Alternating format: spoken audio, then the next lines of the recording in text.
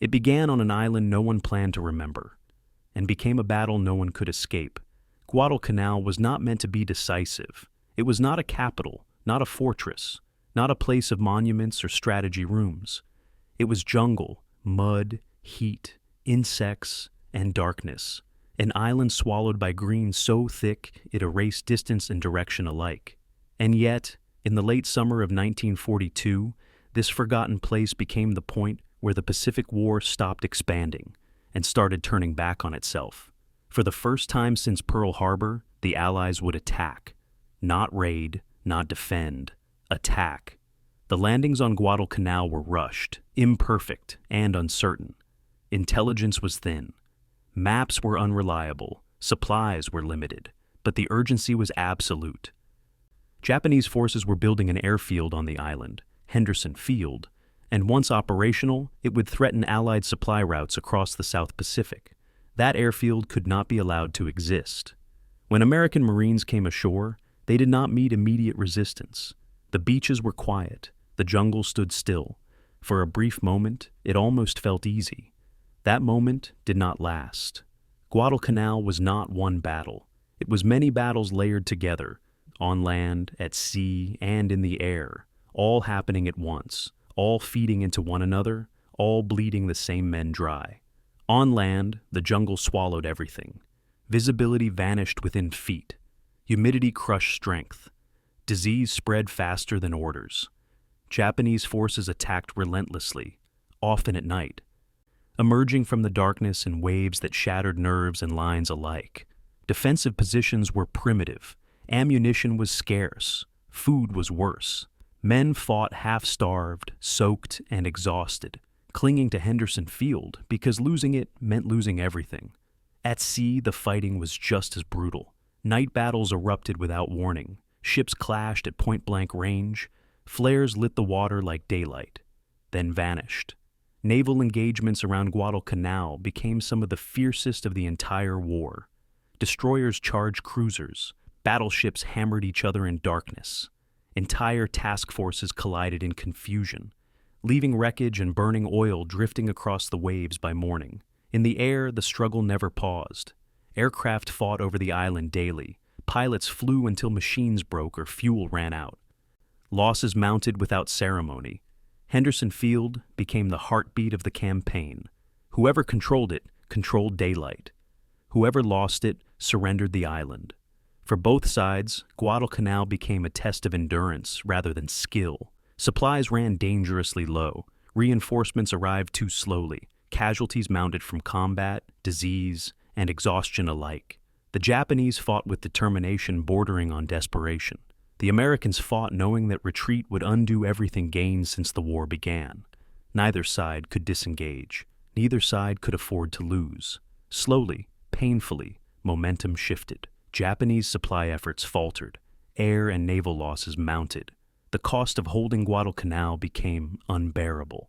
When evacuation finally began, it was done in secrecy and desperation, pulling forces away from an island that had already consumed too much. Guadalcanal remained in Allied hands, not because it was easy, but because it was endured. The Battle of Guadalcanal matters because it changed the nature of the Pacific War. It proved the Japanese advance could be stopped. It proved the Allies could hold under sustained pressure. It proved that victory would come not through single blows, but through endurance measured in months of suffering. From Guadalcanal onward, the Pacific War became a war of attrition, island by island, night by night, at terrible human cost. Tonight, we return to that jungle island, to the nights filled with gunfire and silence, to the airfield that decided daylight itself, to Guadalcanal, where the war stopped moving outward and began grinding back. And before we continue, if you're still here, listening quietly, if these long cinematic journeys into history help you slow down, clear your mind, or step away from the noise of the day, then I hope you'll consider subscribing. When you subscribe, you're not just supporting a channel, you're helping keep this immersive storytelling alive. If this space gives you perspective, calm, or simply somewhere steady to sit with history, then stay with me. Settle in. This is the history of the Battle of Guadalcanal, July 15th, 1942. Through the humid jungle canopy of Guadalcanal, Australian coastwatcher Martin Clemens crouched on a ridge overlooking a coastal plain he'd traversed 1,000 times before. The island stretched 90 miles long and 25 miles wide, 2,500 square miles of mosquito-infested jungle, malarial swamps, and volcanic mountains that the world had ignored for centuries. But on this morning, something had changed. Through his binoculars, Clemens watched Japanese construction crews swarming across the Lunga Plain like ants on sugar, their machinery carving a long scar through the kunai grass. They were building an airfield. In that moment, an island nobody wanted became an island everyone would die for. Clemens clicked his teleradio transmitter 3 times, sending a coded message that would reach Allied intelligence within hours. The war had just found its fulcrum point, though neither side yet understood what they'd discovered. 6 months earlier, the Japanese had seemed unstoppable. Pearl Harbor lay in ruins. Singapore had fallen, the Philippines were collapsing, and the rising sun flag flew from Burma to the mid-Pacific. In Washington, American military planners spread maps across conference tables, searching desperately for any point where they could stop retreating and start pushing back. Admiral Ernest King, Commander-in-Chief of the U.S. Fleet, stabbed his finger at an archipelago most Americans couldn't pronounce, the Solomon Islands. Not because they were strategically vital, but because they were the only place where America had enough forces to attempt anything resembling an offensive. King argued that if Japan completed that airfield Clemens had spotted, enemy bombers could cut the supply lines to Australia, isolating the continent and potentially forcing it out of the war. General Douglas MacArthur wanted to attack New Guinea first, but King had the Navy, and in the Pacific, the Navy decided where battles would be fought. The decision came down to simple mathematics. Guadalcanal was there. The Japanese were building something valuable, and America needed a victory before the public lost faith entirely. The Japanese saw Guadalcanal differently, as a minor construction project in a backwater they'd already conquered. The 11th and 13th construction units arrived in June 1942 with 2,571 Korean and Japanese laborers, plus 259 troops to guard them. Their mission was straightforward: build an airfield to support operations against Port Moresby in New Guinea, turn Guadalcanal into a refueling stop, and move on to more important projects. The island itself seemed worthless, too hot, too wet, too diseased to be anything but a temporary way station. The construction commander, Captain Monzen, selected the Lunga Plain because it was one of the few flat areas on the entire island, a natural clearing that required minimal jungle removal. His engineers surveyed the site and calculated they could have a functional runway within 8 weeks. No one expected resistance. No one planned for a prolonged stay. Guadalcanal was supposed to be a footnote, not a graveyard, but the coast watchers changed everything. These men, Australian, British, and New Zealand civilians scattered across 800 miles of Pacific islands, had volunteered to stay behind enemy lines after Japan's initial advance, hiding in the jungle with teleradios that could reach Allied headquarters. They were planters, colonial officials, traders who knew the terrain and could move through it invisibly. Martin Clemens commanded the Guadalcanal post, a former district officer who'd transformed his administrative knowledge into military intelligence. When he reported the airfield construction, Allied planners suddenly saw what the Japanese had missed.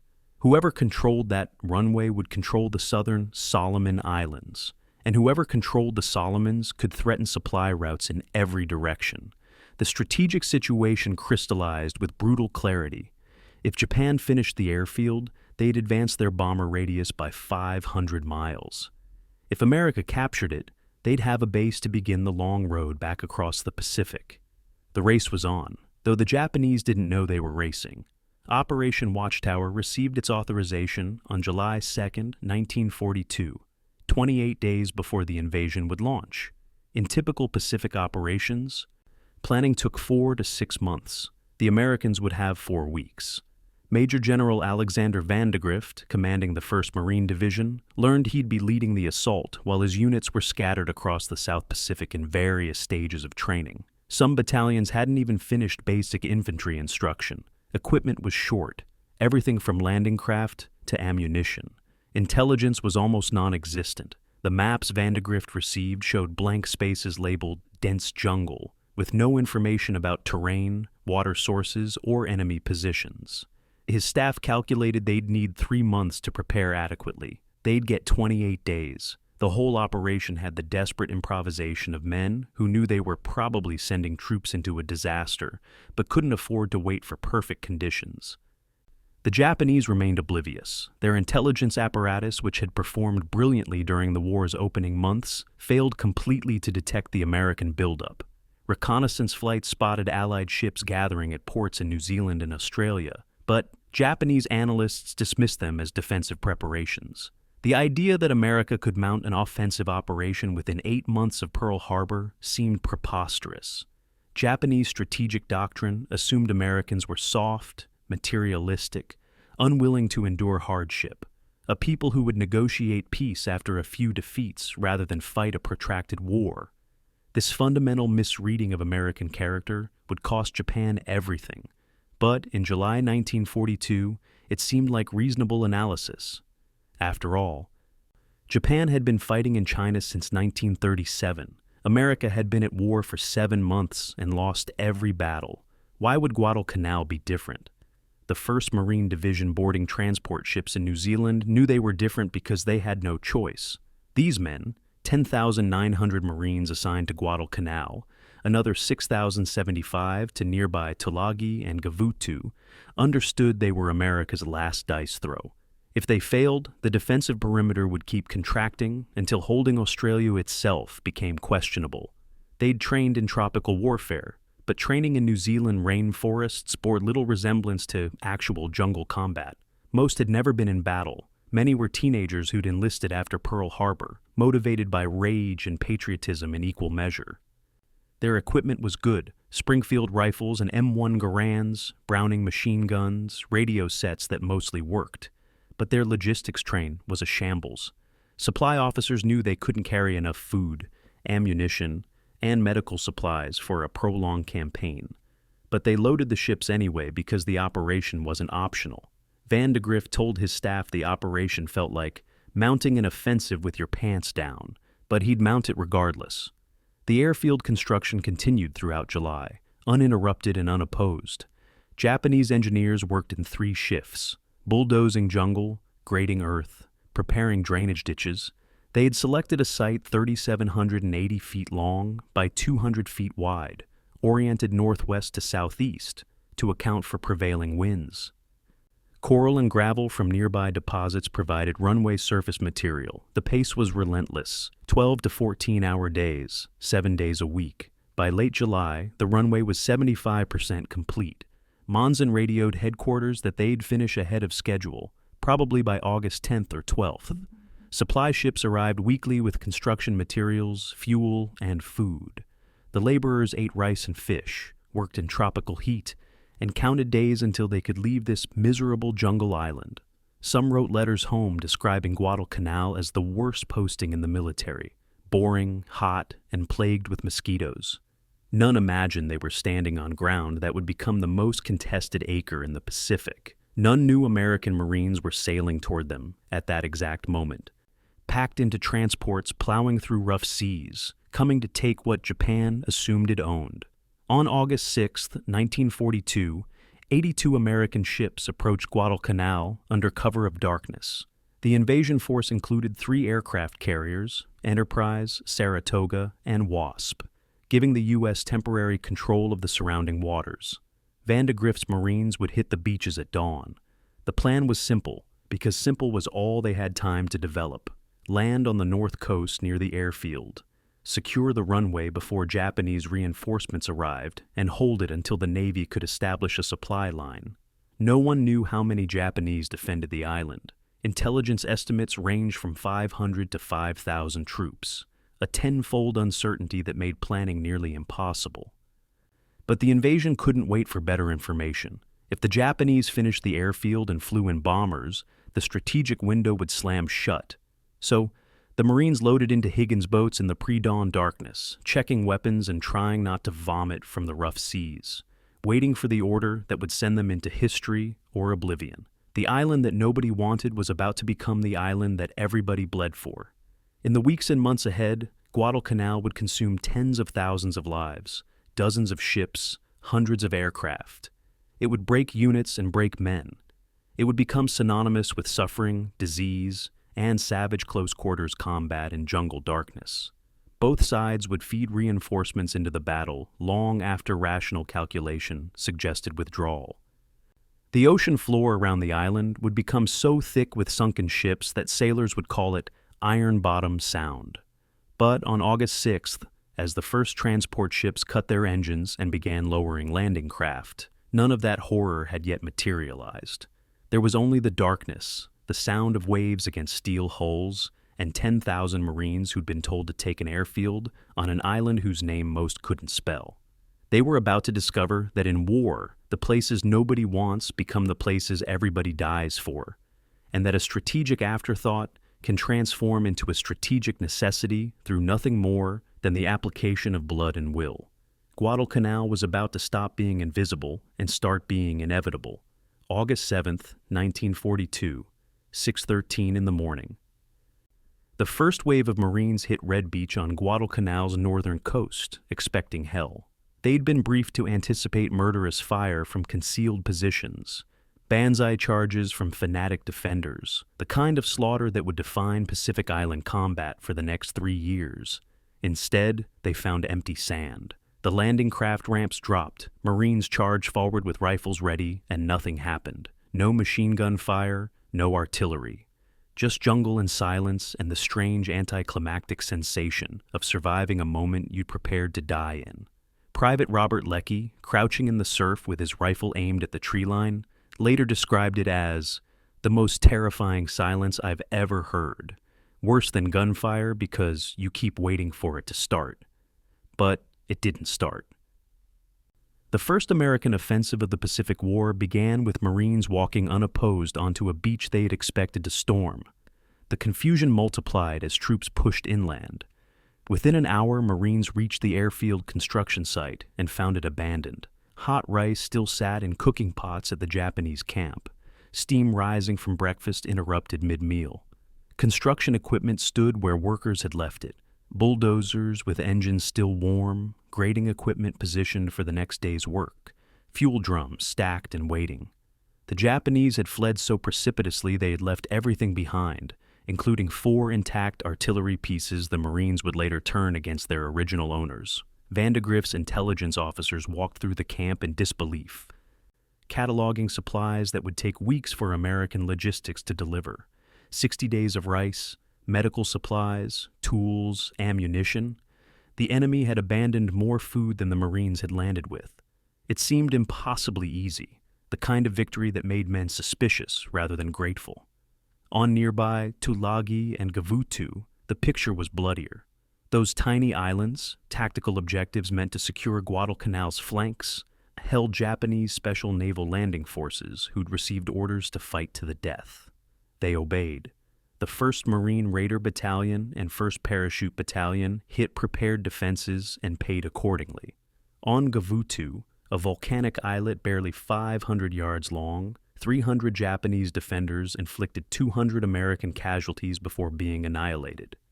Marines used flamethrowers to burn them out of coral caves, tossed satchel charges into bunkers, and discovered what the rest of the campaign would teach them. Japanese soldiers didn't surrender. They fought from positions until killed, wounded men detonated grenades rather than be captured, and the concept of tactical withdrawal seemed foreign to their doctrine. It was savage, intimate killing, at ranges measured in feet, and it provided a grim preview of what Guadalcanal would become once the Japanese recovered from their surprise. Back on Guadalcanal, Marines spent August 7th and 8th consolidating their beachhead and examining their prize.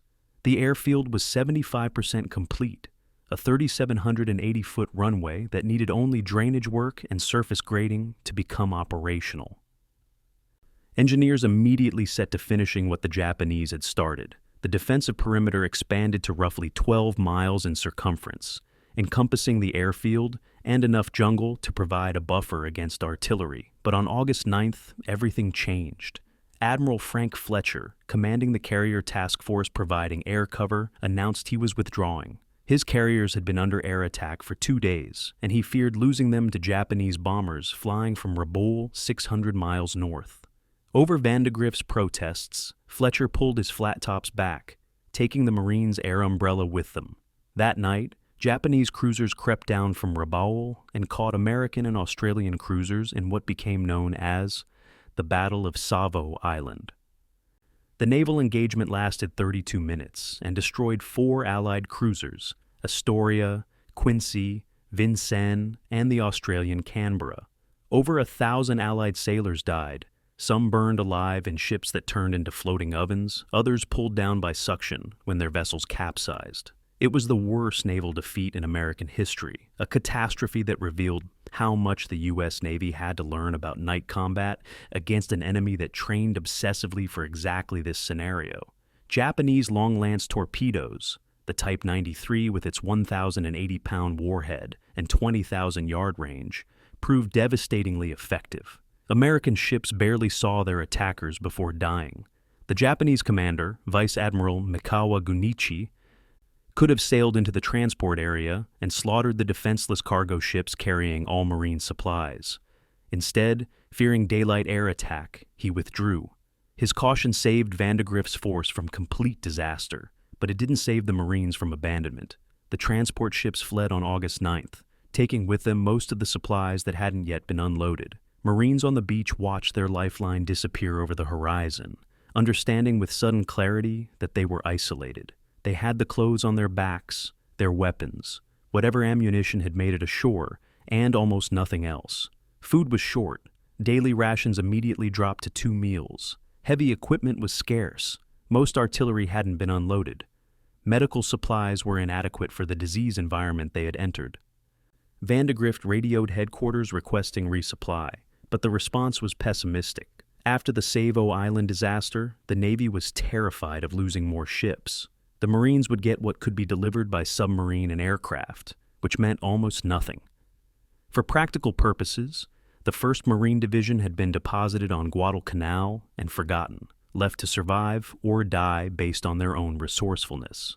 While Marines dug foxholes and rationed rice, Imperial headquarters in Tokyo was absorbing the shock of Guadalcanal's loss. The initial reports seemed incredible. How had Americans landed on a Japanese-held island undetected? How had the garrison fled without fighting? Where was the Navy during the landing? Heads rolled in the intelligence sections. The combined fleet faced withering criticism for failing to protect Japanese territory, but after the recriminations came the calculation. The 11th Air Fleet at Rabaul sent reconnaissance flights that reported approximately 10,000 Marines on Guadalcanal, with more possibly concealed in jungle. The airfield was now in American hands. The strategic implications were obvious and intolerable. From that runway, American bombers could strike Japanese bases throughout the Solomons, threatening the entire southern defense perimeter. The Army's 17th Army, headquartered at Rabaul, received orders to retake Guadalcanal immediately. But immediately was complicated when you had to move troops across 600 miles of ocean, while American submarines prowled the shipping lanes. Colonel Ichiki Kiyonao got the assignment through a combination of availability and arrogance. His unit, the Ichiki Detachment, was a reinforced infantry regiment of elite troops, 917 men who'd fought in China and Manchuria, veterans who considered themselves invincible.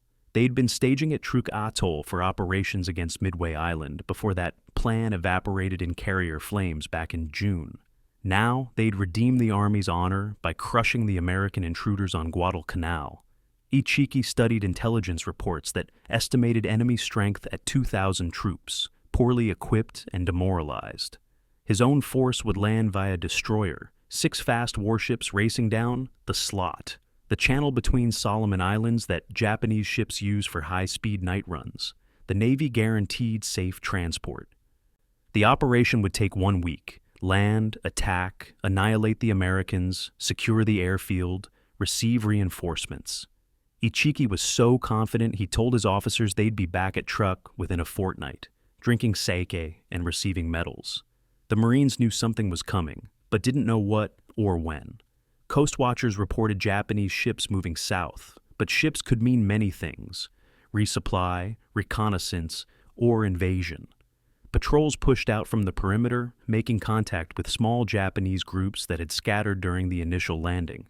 These encounters were brief, violent, and educational. Marines learned that wounded Japanese soldiers would feign death and then attack medics, that isolated troops preferred suicide to surrender, that enemy tactics emphasized night infiltration and close-range combat.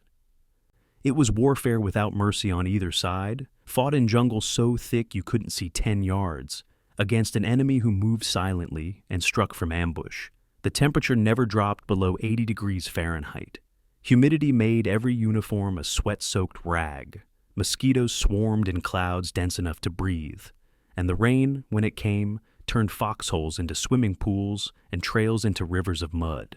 By August 13th, Marines had renamed the captured airfield Henderson Field, after Major Lofton Henderson, a Marine pilot killed at the Battle of Midway. Engineers worked around the clock to complete the runway, laying pierced steel planking over graded coral to create a surface that could handle aircraft. The work was backbreaking, hauling steel mats in tropical heat, leveling ground by hand, building drainage ditches to prevent the runway from becoming a swamp.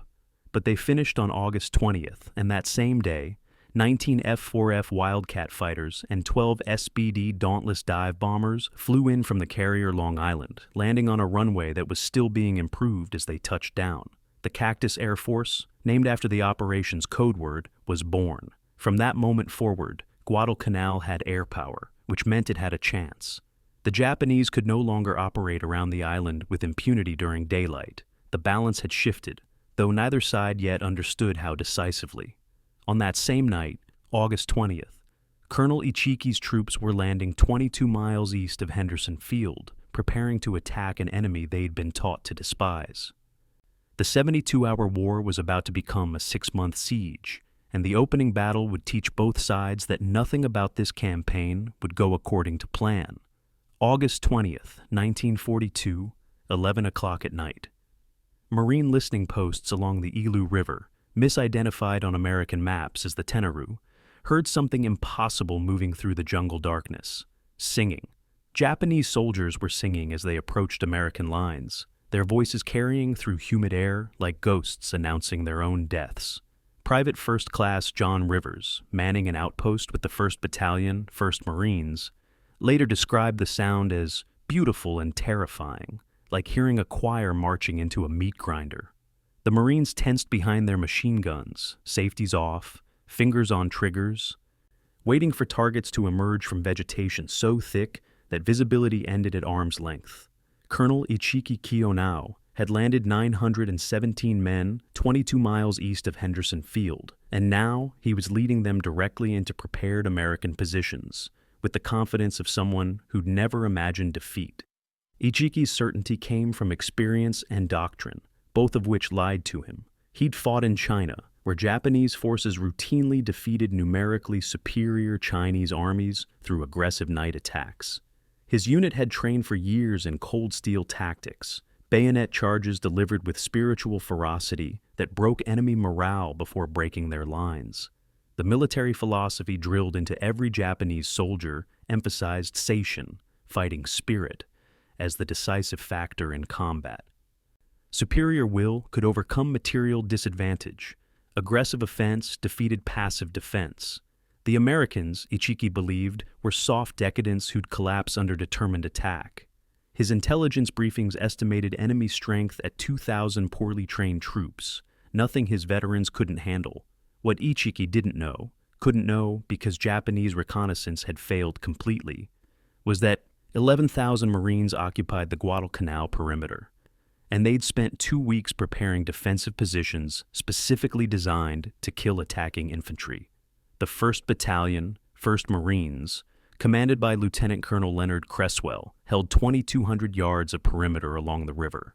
They'd dug fighting positions 3 to 4 feet deep, positioned machine guns to create interlocking fields of fire, strung barbed wire across likely approaches, and zeroed in their weapons during daylight to ensure accuracy at night.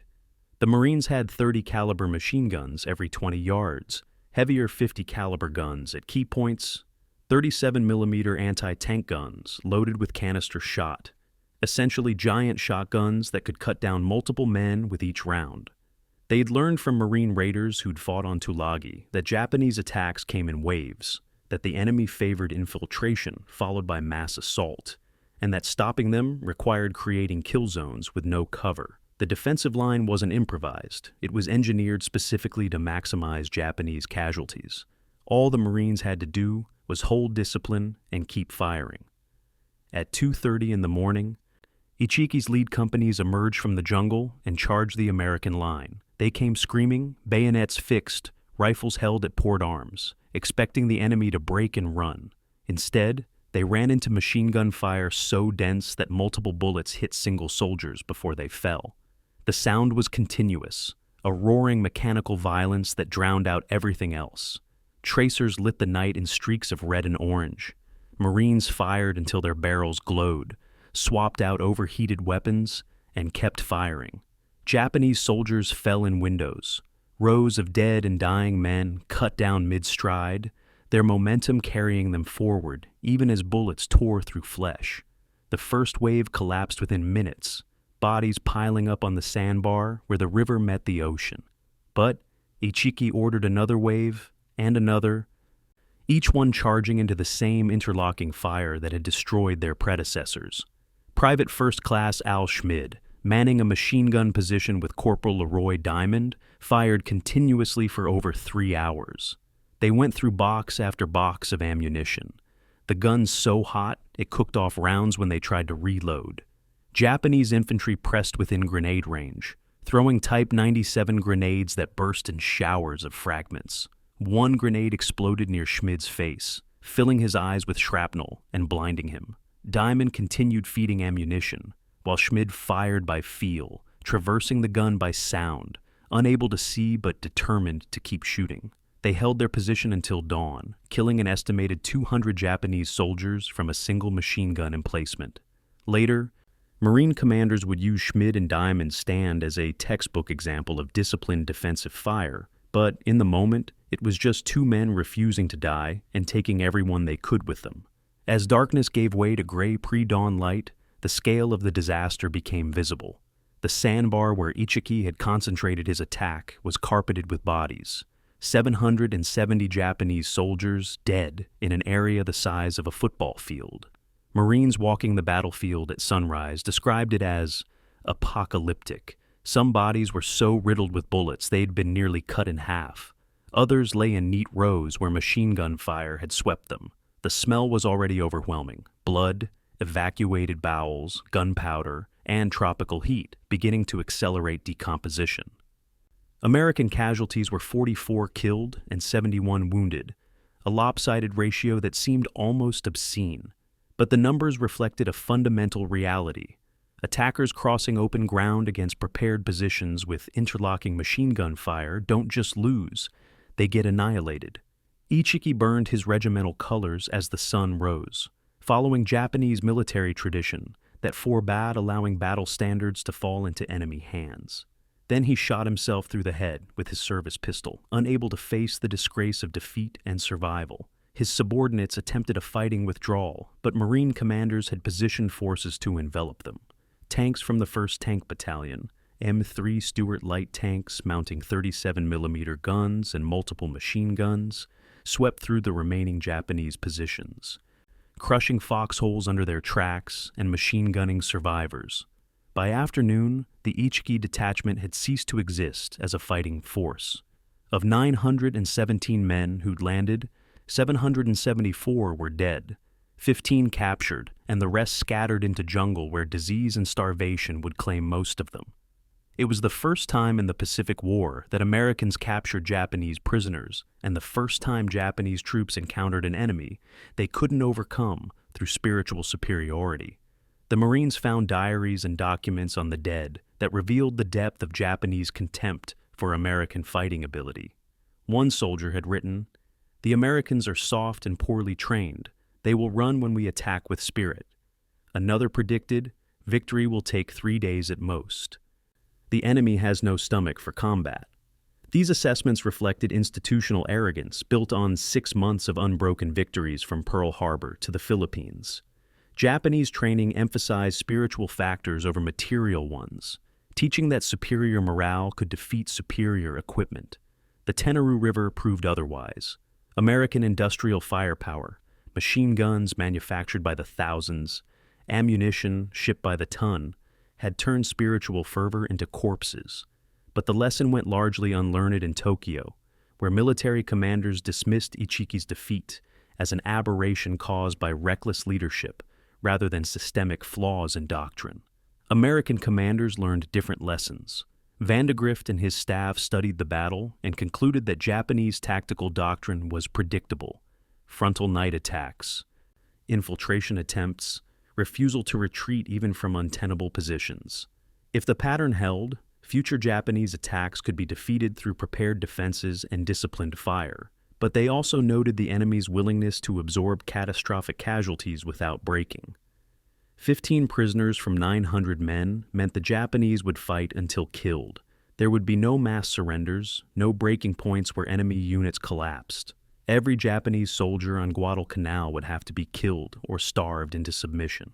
That realization transformed the campaign's projected duration from weeks to months, and changed supply calculations from optimistic to desperate. The Tenarú River became Guadalcanal's first major battle and its first clear lesson: confidence without intelligence kills, spirit without firepower dies, and arrogance against prepared positions gets buried in mass graves. Colonel Ichiki had walked into a killing ground convinced of victory, and his soldiers had paid the price for his certainty. But in Tokyo, Imperial headquarters looked at the casualty reports and drew a different conclusion. They didn't see a flawed tactical doctrine that sent men into machine gun fire with nothing but courage. They saw inadequate force allocation. Ichiki had failed because he'd attacked with only 900 men. The solution was obvious: send more. The buildup began immediately. The 35th Infantry Brigade, the Kawaguchi Brigade, and elements of the Sendai Division received orders to proceed to Guadalcanal. Japan was about to commit 30,000 troops to retaking an island they had originally garrisoned with 259 soldiers.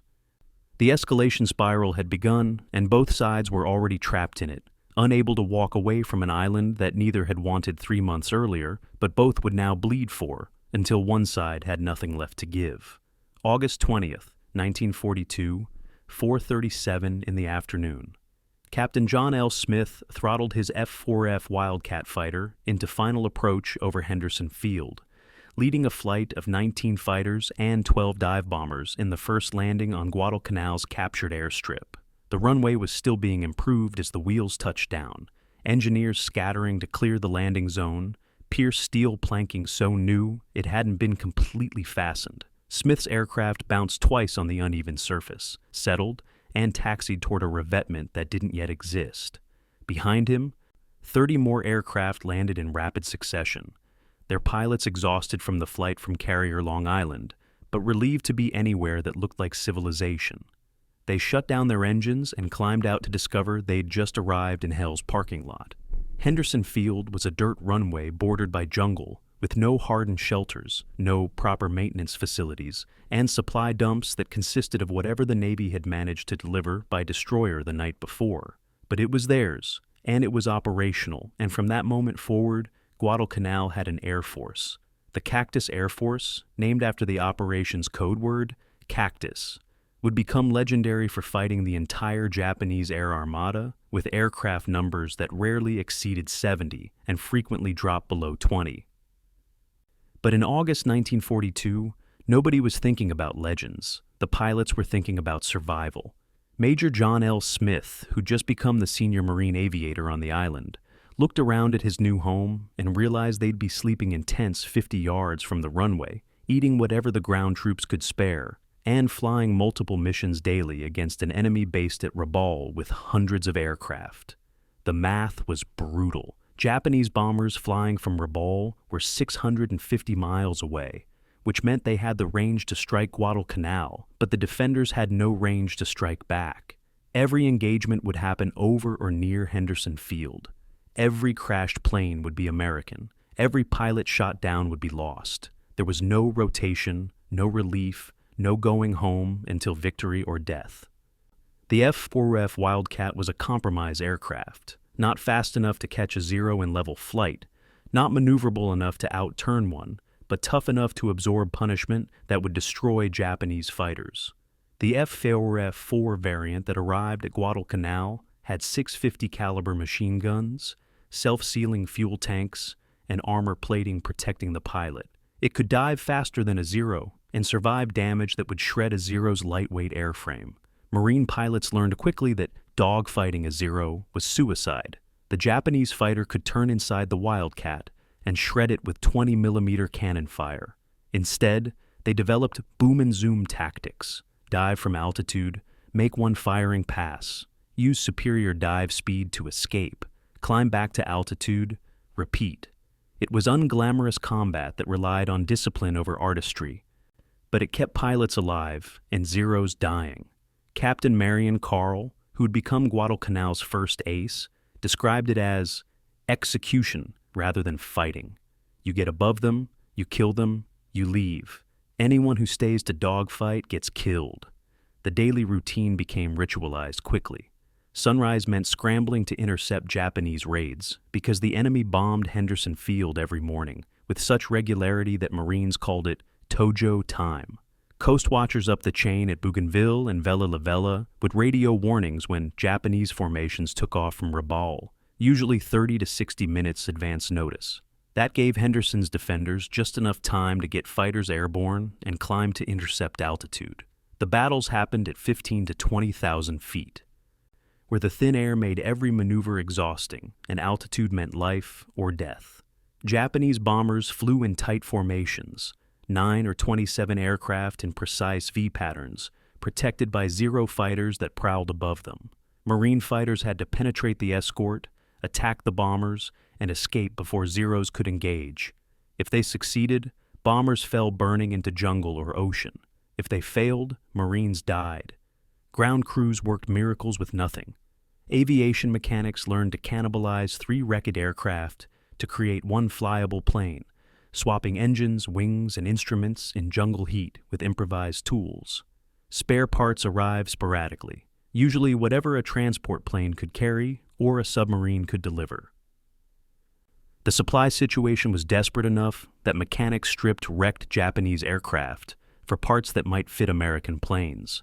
Fuel came in 55-gallon drums rolled off barges at night, stored in dispersed dumps to prevent one bombing raid from destroying everything, pumped into aircraft by hand with wobble pumps.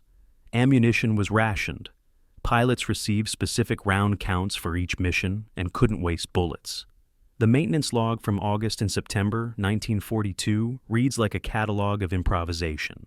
Engines held together with wire, hydraulic systems jury-rigged from the captured Japanese equipment, radio sets cannibalized to repair other radio sets.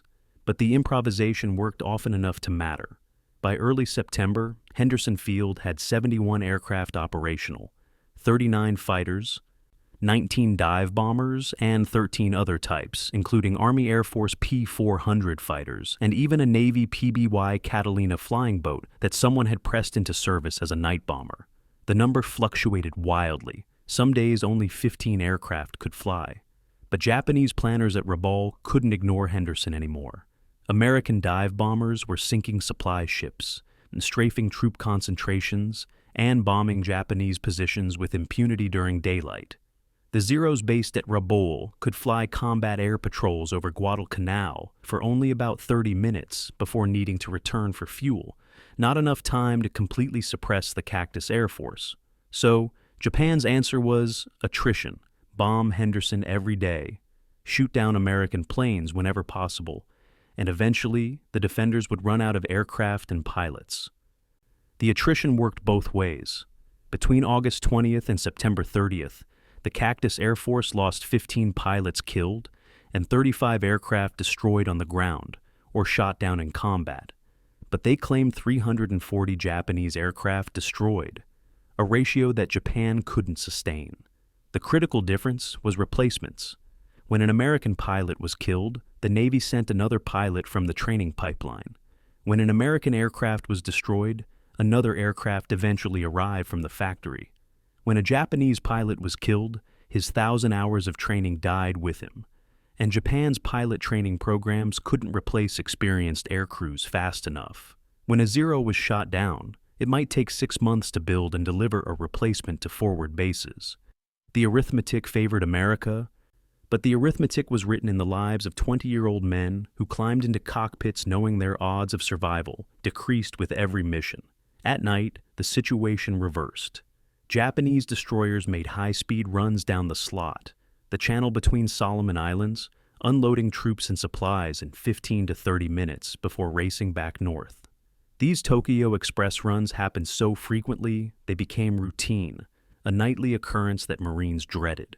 The destroyers would shell Henderson Field before leaving, firing hundreds of 14-centimeter shells into the airfield area.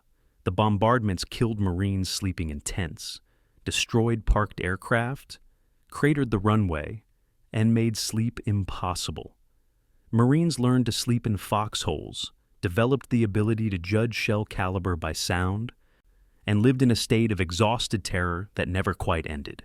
The night bombardments meant that even when Henderson wasn't under air attack, it was under artillery attack, and the cumulative effect ground down morale as effectively as combat. Pilots flew until they dropped, then flew again. There was no 8-hour shift, no weekends, no rotation to rear areas. Major Smith flew 42 combat missions in his first month on Guadalcanal. Captain Carl flew 46. Some days they flew 4 or 5 missions. Scramble at dawn to intercept bombers, land and refuel. Scramble again for a second raid.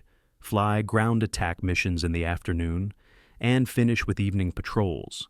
Between missions they sat in ready tents, playing cards, writing letters they might never mail, trying not to think about friends who died that morning. The physical toll was visible. Men lost 20 to 30 pounds from the combination of inadequate food, tropical disease, and sheer exhaustion. Malaria infected 70% of the pilots. Dysentery was universal. Some pilots flew combat missions while running fevers over 100 degrees Fahrenheit, because there was nobody to replace them. But they held. Through August, September, and into October, the Cactus Air Force maintained enough operational aircraft to contest Japanese air superiority. Henderson Field absorbed bombs, rebuilt runways, buried dead mechanics, and kept launching fighters. The Japanese never managed to suppress it completely, never achieved the air dominance they needed to land reinforcements safely during daylight. That failure, the inability to destroy a dirt airstrip defended by 70 or fewer aircraft, would ultimately doom Japan's Guadalcanal campaign. Because as long as Henderson remained operational, Japanese supply ships couldn't operate during daylight without risking destruction, and trying to supply 30,000 troops by destroyer runs at night was logistically impossible. The Cactus Air Force didn't win Guadalcanal by themselves, but they created the conditions that made victory possible. A handful of pilots in obsolete aircraft, flying from a dirt runway in the jungle, somehow contested control of the sky against a numerically superior enemy. In doing so, they demonstrated that wars aren't won by the side with the best equipment or the most troops. They're won by the side that can keep showing up, keep fighting, keep refusing to quit, even when quitting makes rational sense. Henderson Field became a symbol of that refusal, a place where every sunrise meant another day of combat, and every sunset meant you'd live long enough to do it again tomorrow. September 12th, 1942, 7:30 in the evening. Lieutenant Colonel Merritt Red Mike Edson walked the ridgeline south of Henderson Field with his battalion commanders, studying terrain with the intensity of a man who knew death was coming and wanted to meet it on his terms. The ridge ran roughly north-south, a narrow spine of high ground covered in kunai grass that overlooked the airfield 1,000 yards away. It was obvious terrain. If you wanted to attack Henderson from the south, you'd use this ridge as your approach because it provided covered advancement through jungle right up to the defensive perimeter. Edson had 840 Marines holding the position, his own 1st Raider Battalion plus the 1st Parachute Battalion, both under strength from disease and previous fighting. He told his officers, "They're coming tonight, and they're coming right here." How did he know? He'd spent 2 weeks watching Japanese probing attacks, noting their patterns, realizing they were reconnaissance efforts mapping the American perimeter. And this ridge was the weak point, the place where aggressive attackers could penetrate closest to Henderson before hitting prepared defenses. Edson was right because Major General Kawaguchi Kiyotake had chosen that exact approach. Kawaguchi commanded 3,600 troops of the 35th Infantry Brigade, elite soldiers who'd fought in China and Borneo. Unlike Colonel Ichiki, whose arrogance had killed him and his men at the Tenaru River, Kawaguchi was a professional who studied his enemy and prepared meticulously.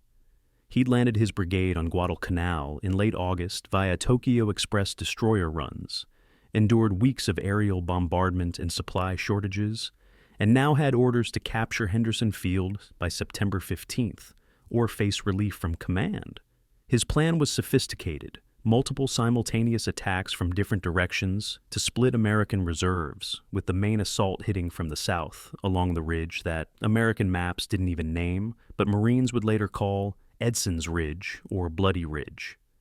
Kawaguchi told his officers they'd break through the thin American line, overrun the airfield, and force the Marines into the sea. He believed it because his intelligence reported the American perimeter was held by exhausted, disease-ridden troops at roughly half strength. The Japanese artillery bombardment began at nightfall. Shells from 75mm mountain guns and 150mm howitzers, the guns Marines called Pistol Pete, crashed into the Marine positions with methodical accuracy. The bombardment lasted 90 minutes, 1,500 shells churning the ridge into a moonscape of craters and shredded vegetation. Marines huddled in foxholes, counting seconds between impacts, waiting for the moment when the shelling would stop and the infantry assault would begin. That silence, when it came, was worse than the explosions, because silence meant the attackers were moving, and you couldn't see them in the jungle darkness, couldn't hear them over the ringing in your ears from artillery, couldn't do anything but wait with your rifle aimed at shadows that might be enemy soldiers or might be palm fronds moving in the wind. At 2:30 in the morning, the Japanese emerged. They came in waves, platoons and companies moving through jungle in disciplined rushes, using grenades and small arms fire to suppress Marine positions, advancing through gaps in the defensive line. The first wave hit Company B of the raiders, pushing them back 50 yards before Marines rallied and held. But the second wave was larger, maybe 600 men, and they punched through the center of Edson's line, creating a salient that threatened to split the defense in half. Marines fell back in disorder, some units breaking entirely, soldiers stumbling through darkness, trying to find friendly positions. The Japanese advance penetrated to within 1,500 feet of Henderson Field, close enough that men on the airstrip could hear the combat, see muzzle flashes lighting the jungle. If Kawaguchi's troops broke through the next defensive line, there was nothing between them and the airfield but service troops and aviation mechanics. Edson was everywhere, running between positions, personally rallying broken units, showing himself in the most dangerous spots because his men needed to see someone refusing to panic. He found paratroopers who had been pushed off the ridge and were preparing to retreat further. He stopped them with words that became legendary. "The only thing those bastards have that you haven't got is guts." It worked because Edson backed it up. He stayed with them, repositioned them, and led them back toward the sound of gunfire. Artillery forward observer, Captain Harry Torgerson called in fire missions that bracketed American positions so closely that Marines felt shrapnel from their own shells. But the 5-inch artillery rounds from Marine guns broke up Japanese assault formations, killing attackers before they could concentrate for another push. The night became a confused melee fought at grenade range, both sides firing at muzzle flashes and shadows, wounded men crying for corpsmen who couldn't reach them through the crossfire. By dawn on September 13th, Kawaguchi's attack had stalled. His troops had advanced farther than any previous Japanese assault, had come closer to breaking the American line than would happen again for the rest of the campaign. But they hadn't achieved breakthrough, hadn't reached Henderson Field, and now they were exposed on open ground as sunrise made them visible to American machine gunners. The ridge became a shooting gallery.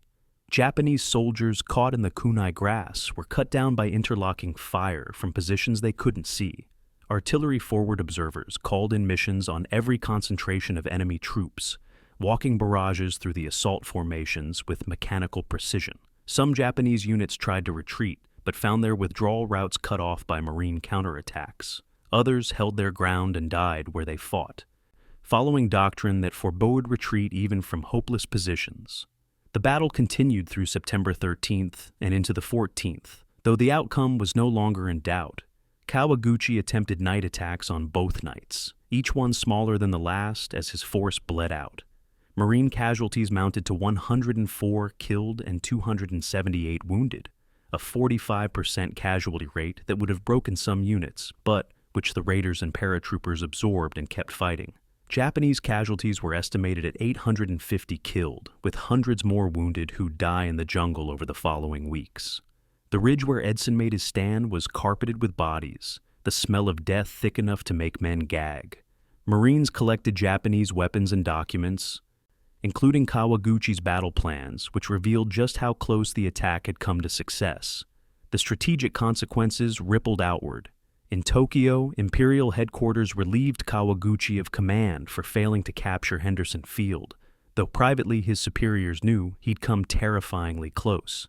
The Sendai Division, 17,000 troops strong, received orders to deploy to Guadalcanal for a larger offensive in October.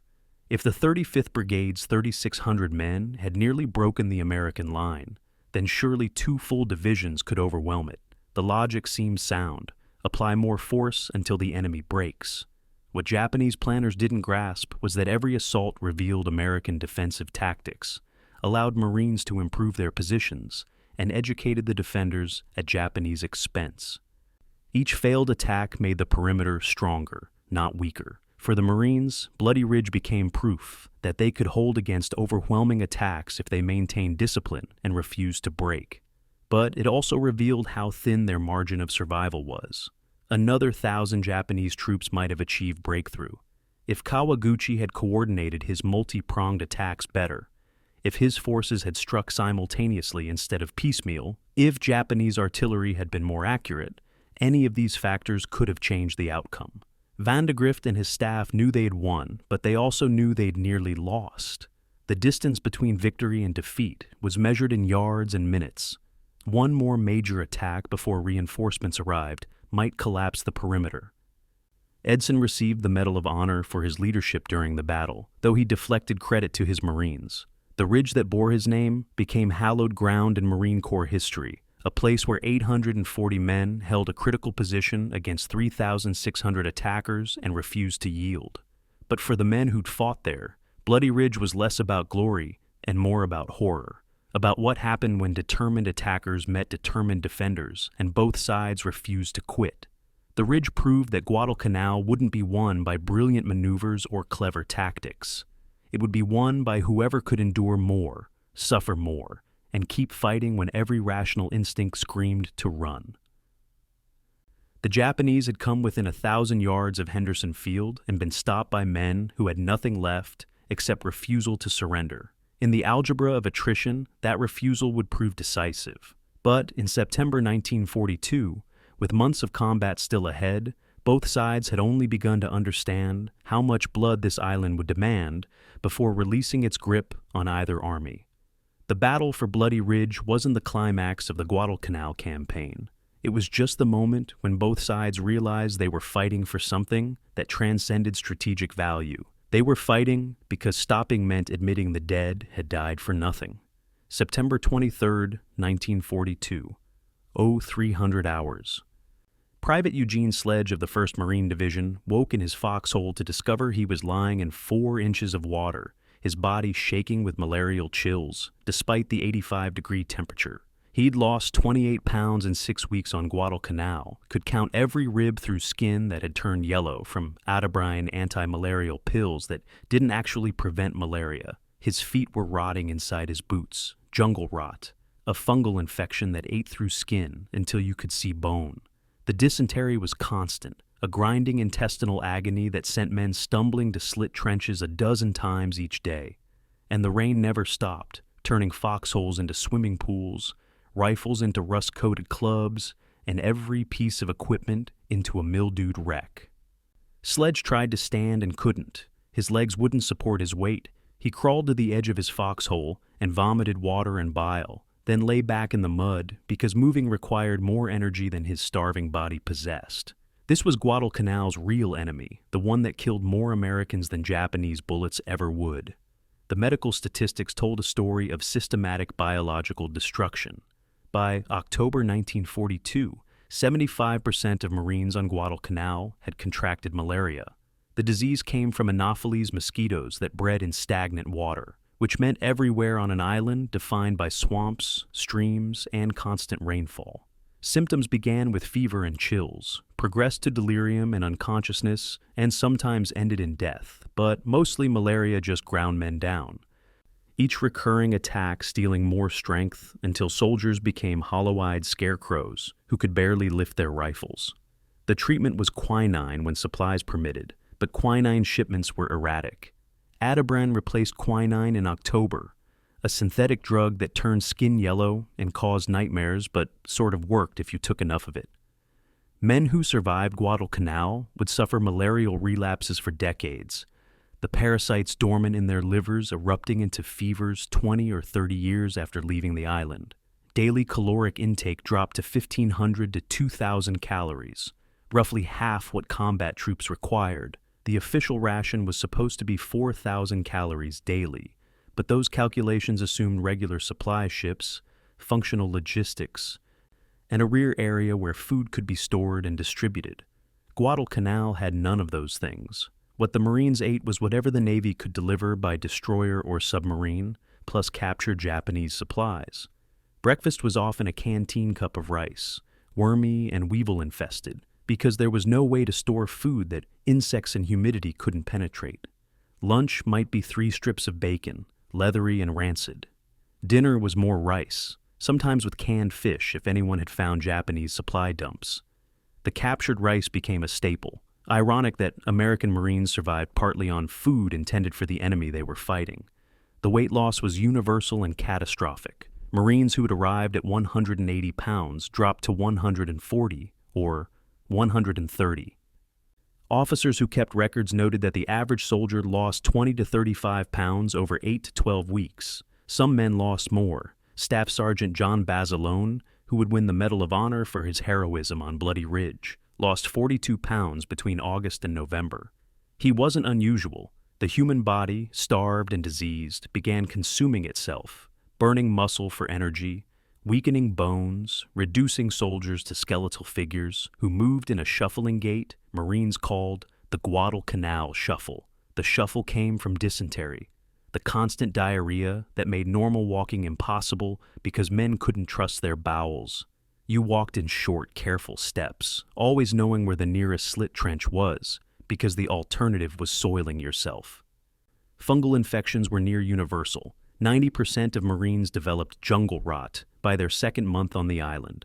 The fungus ate through skin, creating open sores that refused to heal in the humid environment. Feet were especially vulnerable, trapped in wet boots 24 hours a day. The standard treatment was to remove boots, dry feet if possible, which it usually wasn't, and apply antifungal powder if any existed. Mostly men just endured, wrapping infected feet in whatever cloth they could find and hoping the infection wouldn't reach bone. In severe cases, the rot caused permanent tissue damage, and soldiers evacuated to Australia would spend months recovering from infections that had turned their feet into oozing masses of dead tissue. The smell was distinctive, a sweet, rotten odor that mixed with the other smells of Guadalcanal into an olfactory landscape of decay. The rain defined everything. It wasn't the gentle rain of temperate climates, but tropical downpours that dumped inches in hours, turning the jungle into a vast sponge that never dried. Foxholes filled with water, forcing men to choose between lying in liquid mud or standing exposed to artillery. Equipment rusted despite constant cleaning. Paper disintegrated. Letters from home arrived as pulp. Weapons required obsessive maintenance. Marines learned to disassemble rifles daily, clean every part, oil them with whatever lubricant existed, and hope the mechanisms would function when needed. But rust was inevitable, and even well-maintained weapons sometimes jammed from moisture and corrosion. The rain also bred mosquitoes, created ideal conditions for bacteria, and ensured that wet clothing never dried, leading to skin infections that covered bodies and painful rashes. The psychological toll was harder to quantify, but equally devastating. Marines lived in a state of exhausted misery that never ended. There was no rotation to rear areas because there were no rear areas. Everyone on Guadalcanal was on the front line. Sleep was interrupted by bombardments, air raids, patrols, and guard duty. Men developed the 1,000-yard stare, a vacant expression of soldiers who'd seen too much and felt too little. Some broke entirely, curling into fetal positions in foxholes, unresponsive to orders or threats. The medical term was war neurosis, what later generations would call combat fatigue or PTSD. But in 1942, psychiatric casualties were shameful, and broken men were either evacuated quietly or pushed back into combat until they were killed or recovered enough to function. The medical evacuation rate revealed the campaign's true cost. For every man killed in combat, 3 were evacuated for disease. The official casualty statistics for Guadalcanal list 7,100 Americans killed, but those numbers don't capture the 60,000 men who rotated through the island and left sick, wounded, or psychologically broken. Most Marines spent 8 to 12 weeks on Guadalcanal before evacuation, not because the campaign ended, but because they'd become combat ineffective from disease and malnutrition. The 1st Marine Division, which landed with 10,900 men, evacuated 7,500 for medical reasons by November. Replacements arrived, fought for a few weeks, and were evacuated in turn.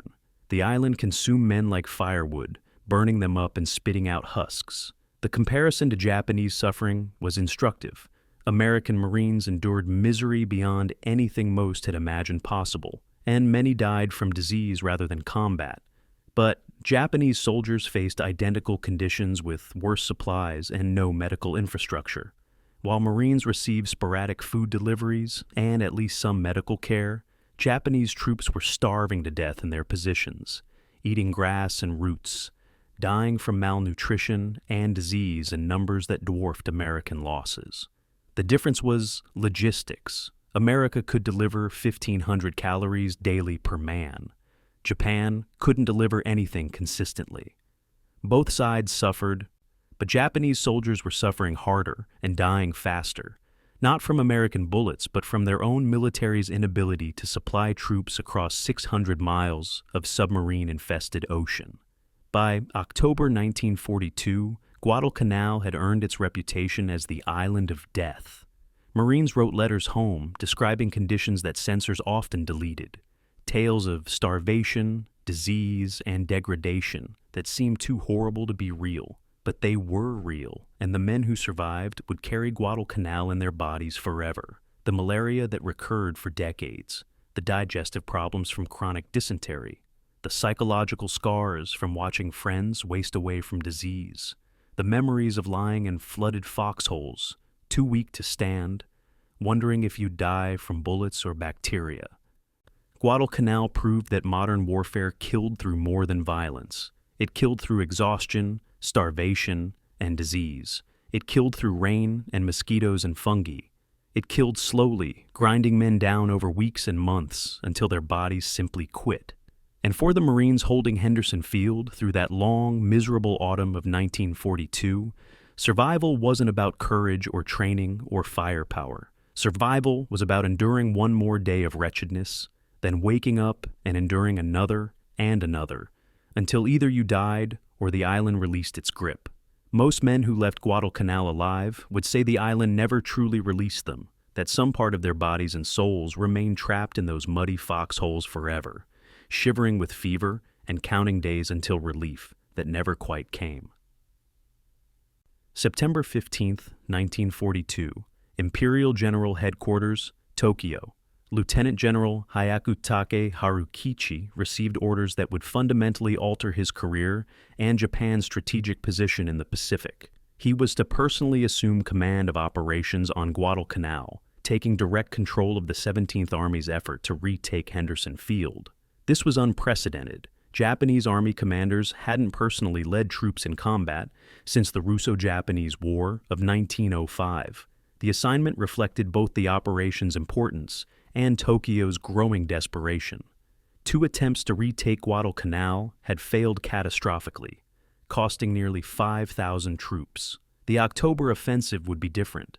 Hyakutake would command 30,000 soldiers, coordinate simultaneous land and naval attacks, and crush the American defenders through overwhelming force. The plan was audacious, complex, and built on intelligence that fundamentally misunderstood American strength. But Hyakutake had his orders, and in the Imperial Japanese Army, orders were absolute, even when they promised disaster. The logistics of moving 30,000 troops to Guadalcanal were staggering. Japanese destroyers could carry 200 to 900 soldiers per run down the slot, depending on destroyer class and how tightly men were packed. That meant dozens of Tokyo Express runs, each one risking American submarine attack and airstrikes from Henderson Field. Through September and early October, the runs continued nightly, destroyers racing south at 30 knots, unloading troops in 15 to 30 minutes at Tassafaronga Point, then racing back north before dawn. The troops arrived exhausted, seasick, and scattered across miles of coastline. Then they had to march through jungle to concentration areas south and west of the American perimeter. The Sendai Division, 17,000 men strong, began arriving in late September. The 38th Division sent brigade-sized elements. Artillery arrived by barge, 75mm mountain guns that could be disassembled and carried by pack animals, and massive 150mm howitzers that required dozens of men to move through jungle. But American codebreakers were reading Japanese mail. The U.S. Navy's station, Hypo in Pearl Harbor, along with Station Cast in Australia, had partially broken Japanese naval codes earlier in 1942, giving the Americans insight into enemy planning. By late September, intelligence analysts knew Japan was planning a major offensive, knew approximate troop numbers, and decoded messages detailing the attack's general timing. This intelligence windfall transformed the strategic situation. Instead of facing a surprise attack, American commanders could prepare defenses, position reserves, and request reinforcements. The American Division, 7,000 Army troops, landed on Guadalcanal in October, raising American strength to 23,000. Japanese intelligence estimated American forces at 10,000 or fewer, a fatal miscalculation that would doom the offensive before it began. The Japanese plan was sophisticated in conception and flawed in execution. Hyakutake designed a multi-pronged assault. The main attack under Colonel Maruyama Masao would strike from the south through jungle, hitting the perimeter near the airfield. Simultaneously, Major General Sumiyoshi Tadashi would attack from the west with tanks and infantry, fixing American reserves and preventing reinforcement of the threatened sector. Naval forces under Vice Admiral Abe Hiroaki would bombard Henderson Field from offshore, while carrier groups under Admiral Nagumo Chuichi would intercept American naval forces attempting to interfere. If everything worked, Japanese troops would overrun Henderson Field from multiple directions, while American ships burned offshore. The coordination required was immense. Land forces, naval forces, and carrier aviation, all acting in concert across hundreds of miles. In theory, it was brilliant. In practice, it required communications, timing, and luck that Japan no longer possessed. Maruyama's march through the jungle became legendary for its brutality.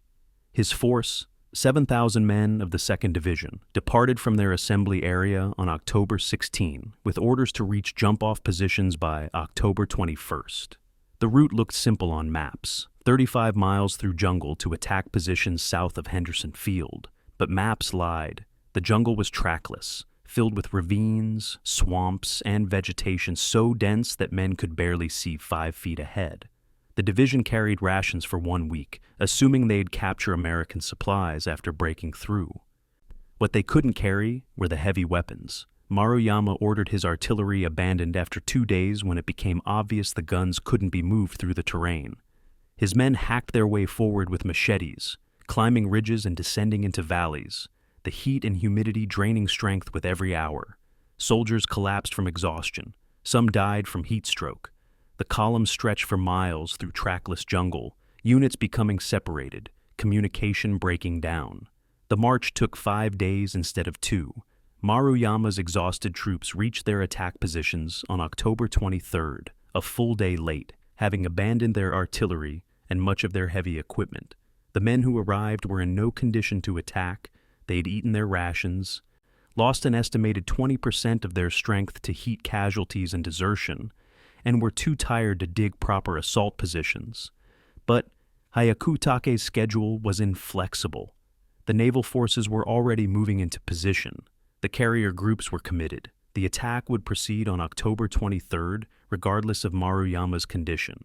Japanese military culture prioritized aggressive action over tactical prudence, and calling off an offensive because troops were tired would be unthinkable. So Maruyama ordered his men to prepare for assault, knowing they'd attack with depleted strength against defenses stronger than intelligence had reported.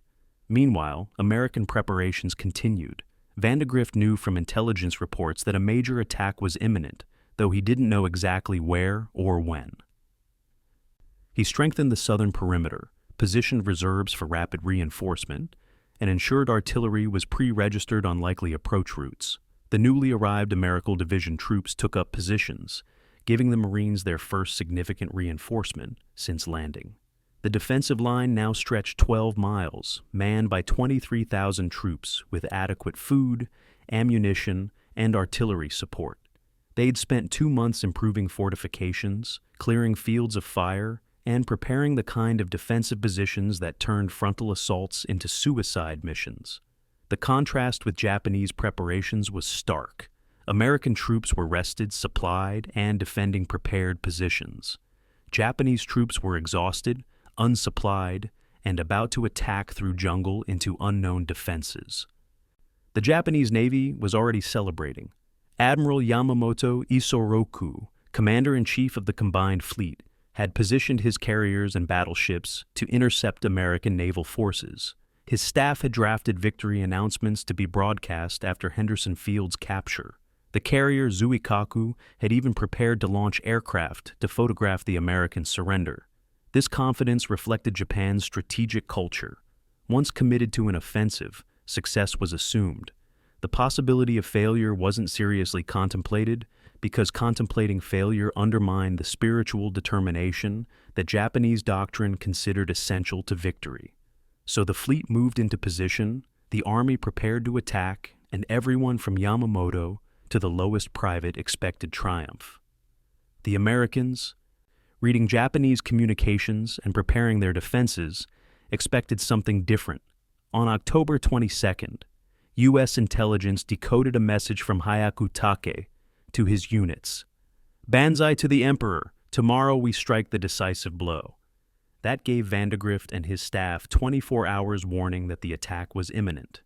They alerted all units, ensured ammunition was distributed, and positioned reserves where they could respond quickly to penetrations. The information advantage was decisive. American commanders knew the attack was coming, while Japanese commanders thought they were achieving surprise. That gap between perception and reality would determine everything in the battles ahead. Japanese soldiers would attack believing they outnumbered a demoralized enemy. They'd discover instead that they were outnumbered, fighting well-supplied defenders and walking into killing zones that had been prepared specifically to destroy them. The October offensive was Japan's gamble: commit overwhelming force to a decisive battle that would determine Guadalcanal's fate. But the gamble was based on miscalculation, poor intelligence, and optimism disconnected from reality. The Japanese were about to discover that confidence without accurate information doesn't produce victory. It produces casualties. And the casualties were about to mount beyond anything either side had yet experienced. October 23rd, 1942, 7:05 in the evening. The jungle south of Henderson Field erupted with the heaviest artillery bombardment of the Guadalcanal campaign. 1,500 shells from Japanese mountain guns and howitzers crashed into American positions over 90 minutes, the earth shaking with each impact, trees exploding into splinters, foxholes collapsing on the men inside. Marines huddled in whatever cover existed, counting seconds between impacts, knowing this was the prelude to something enormous. Staff Sergeant Mitchell Page, manning a machine gun position with the 2nd Battalion, 7th Marines, checked his ammunition supply and waited. His sector had been quiet for weeks. He'd never fired his weapon in combat. That was about to change. At 8:30, the barrage stopped. The silence was absolute for perhaps 10 seconds. Then the jungle exploded with screaming Japanese infantry. Hundreds of men emerging from vegetation, bayonets fixed, charging toward American lines.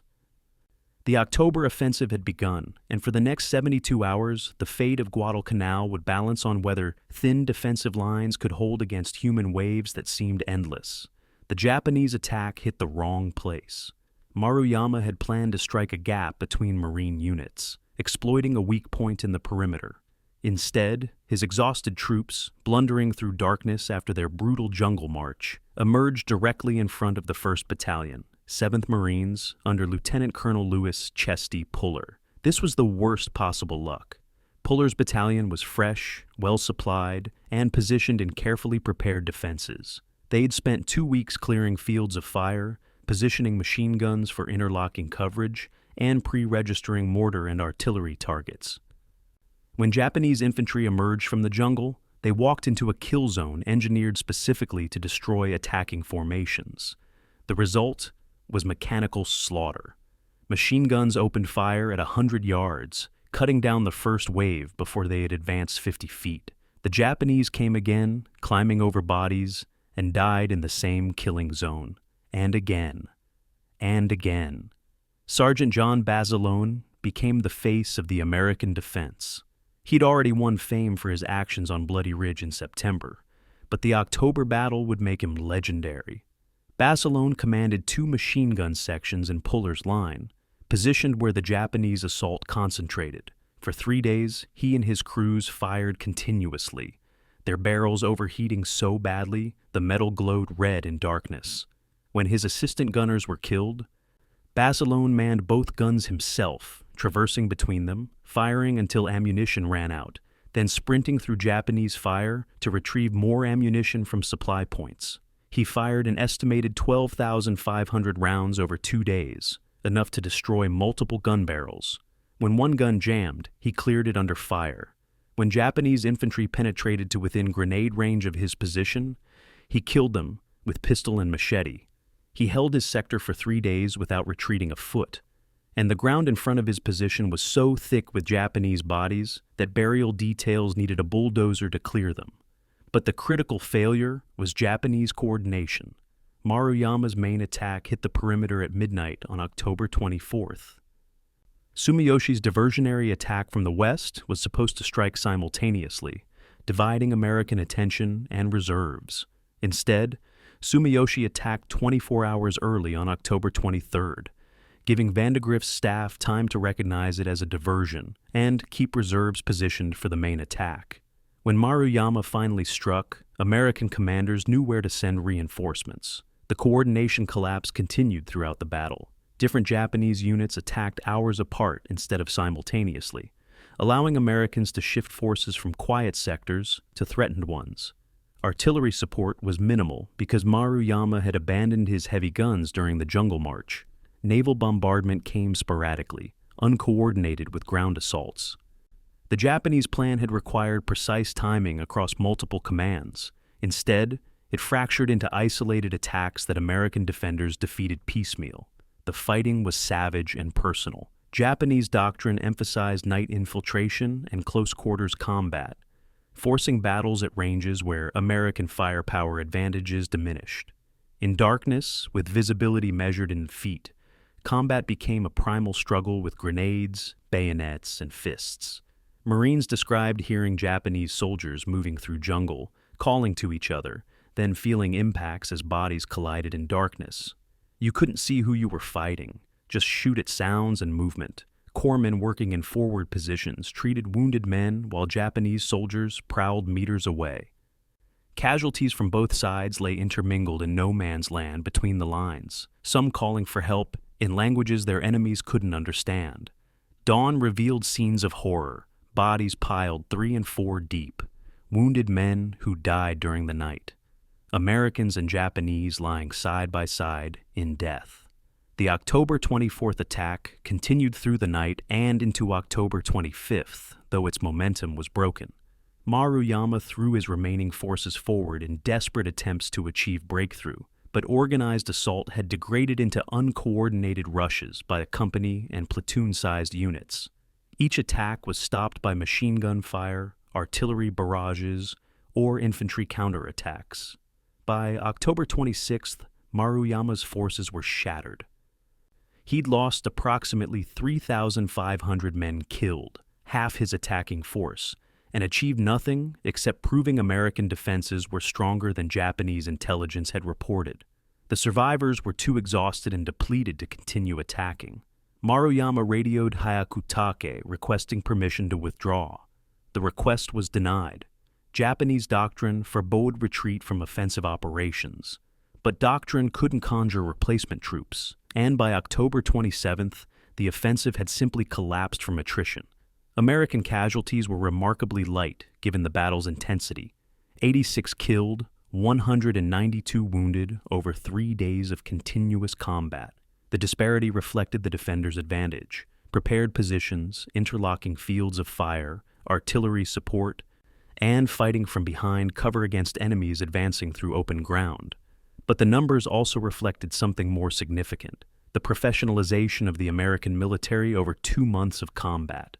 Marines who'd stumbled through their first battles in August now fought with veteran competence, holding discipline under pressure, executing fire and maneuver tactics, supporting each other under fire. The force that landed on Guadalcanal in August had been mostly green troops. The force that defended Henderson in October was a combat-tested army that knew how to kill efficiently and survive systematically. The aftermath was grim archaeology. Burial details counted bodies on the battlefield and discovered that Japanese dead outnumbered American dead by roughly 40-1 in some sectors. Sergeant Basilone's position alone had over 800 Japanese bodies in front of it, stacked so thickly that the smell was unbearable for weeks. Marines collected abandoned Japanese equipment, rifles, machine guns, swords, diaries, and sent them to intelligence sections for analysis. The diaries were revealing. Japanese soldiers had written confidently about liberating Guadalcanal, restoring imperial honor, and crushing the American invaders. The last entries were different. No food for 3 days. Too weak to march. We attack tomorrow. I do not expect to survive. Our officers have led us to death. The evolution from confidence to despair, captured in personal writing, revealed the human cost of strategic miscalculation. Tokyo's response to the October offensive's failure was institutional shock. Hyakutake had committed 30,000 troops and achieved nothing except catastrophic casualties. The Navy had positioned its carrier fleet for the decisive battle that would follow Henderson Field's capture. But the field hadn't been captured. The careful coordination of land and sea forces had produced only embarrassment. For the first time in the Pacific War, Japanese military leaders confronted the possibility that Guadalcanal might be unwinnable. The defensive perimeter had absorbed 3 major offensives: Ichiki in August, Kawaguchi in September, Hyakutake in October, and emerged stronger each time. How many more men would die attempting the impossible? Staff officers began quietly discussing evacuation, though no one would officially suggest retreat. The Army insisted reinforcements and better planning would succeed where previous attacks failed. The Navy grew increasingly skeptical about supporting further offensives on an island that consumed men and ships without producing victory. For the Marines and Army troops holding Henderson Field, the October battle proved they could survive Japan's best effort. But survival came with the knowledge that this wouldn't be the last attack. As long as Japanese troops remained on Guadalcanal, they'd keep trying to recapture the airfield. The battle had been won, but the campaign continued with no clear end in sight. Men who'd fought for 72 hours without sleep returned to their positions, cleaned their weapons, and waited for the next assault. The October crucible had tested American defenders to the limit and found them capable of holding against overwhelming odds. But it had also revealed that victory on Guadalcanal wouldn't come through brilliant tactical innovations or strategic genius. It would come through the simple, grinding process of killing Japanese soldiers faster than Tokyo could replace them, and enduring misery longer than the enemy could endure it. The October offensive was supposed to be Japan's decisive victory. Instead, it became the moment when thoughtful Japanese commanders began to understand that Guadalcanal was lost, even if pride and military culture prevented admitting it for 3 more months. October 26th, 1942, 7:40 in the morning. From the flight deck of USS Enterprise, Lieutenant Commander James Flatley watched as Japanese carrier aircraft and American carrier aircraft passed each other in the sky, opposing strike groups heading in opposite directions, pilots waving to enemies they'd be trying to kill in 30 minutes. The bizarre moment captured something essential about the Battle of Santa Cruz. Both sides had found each other simultaneously, launched strikes simultaneously, and were now racing to destroy the other's carriers before their own carriers died.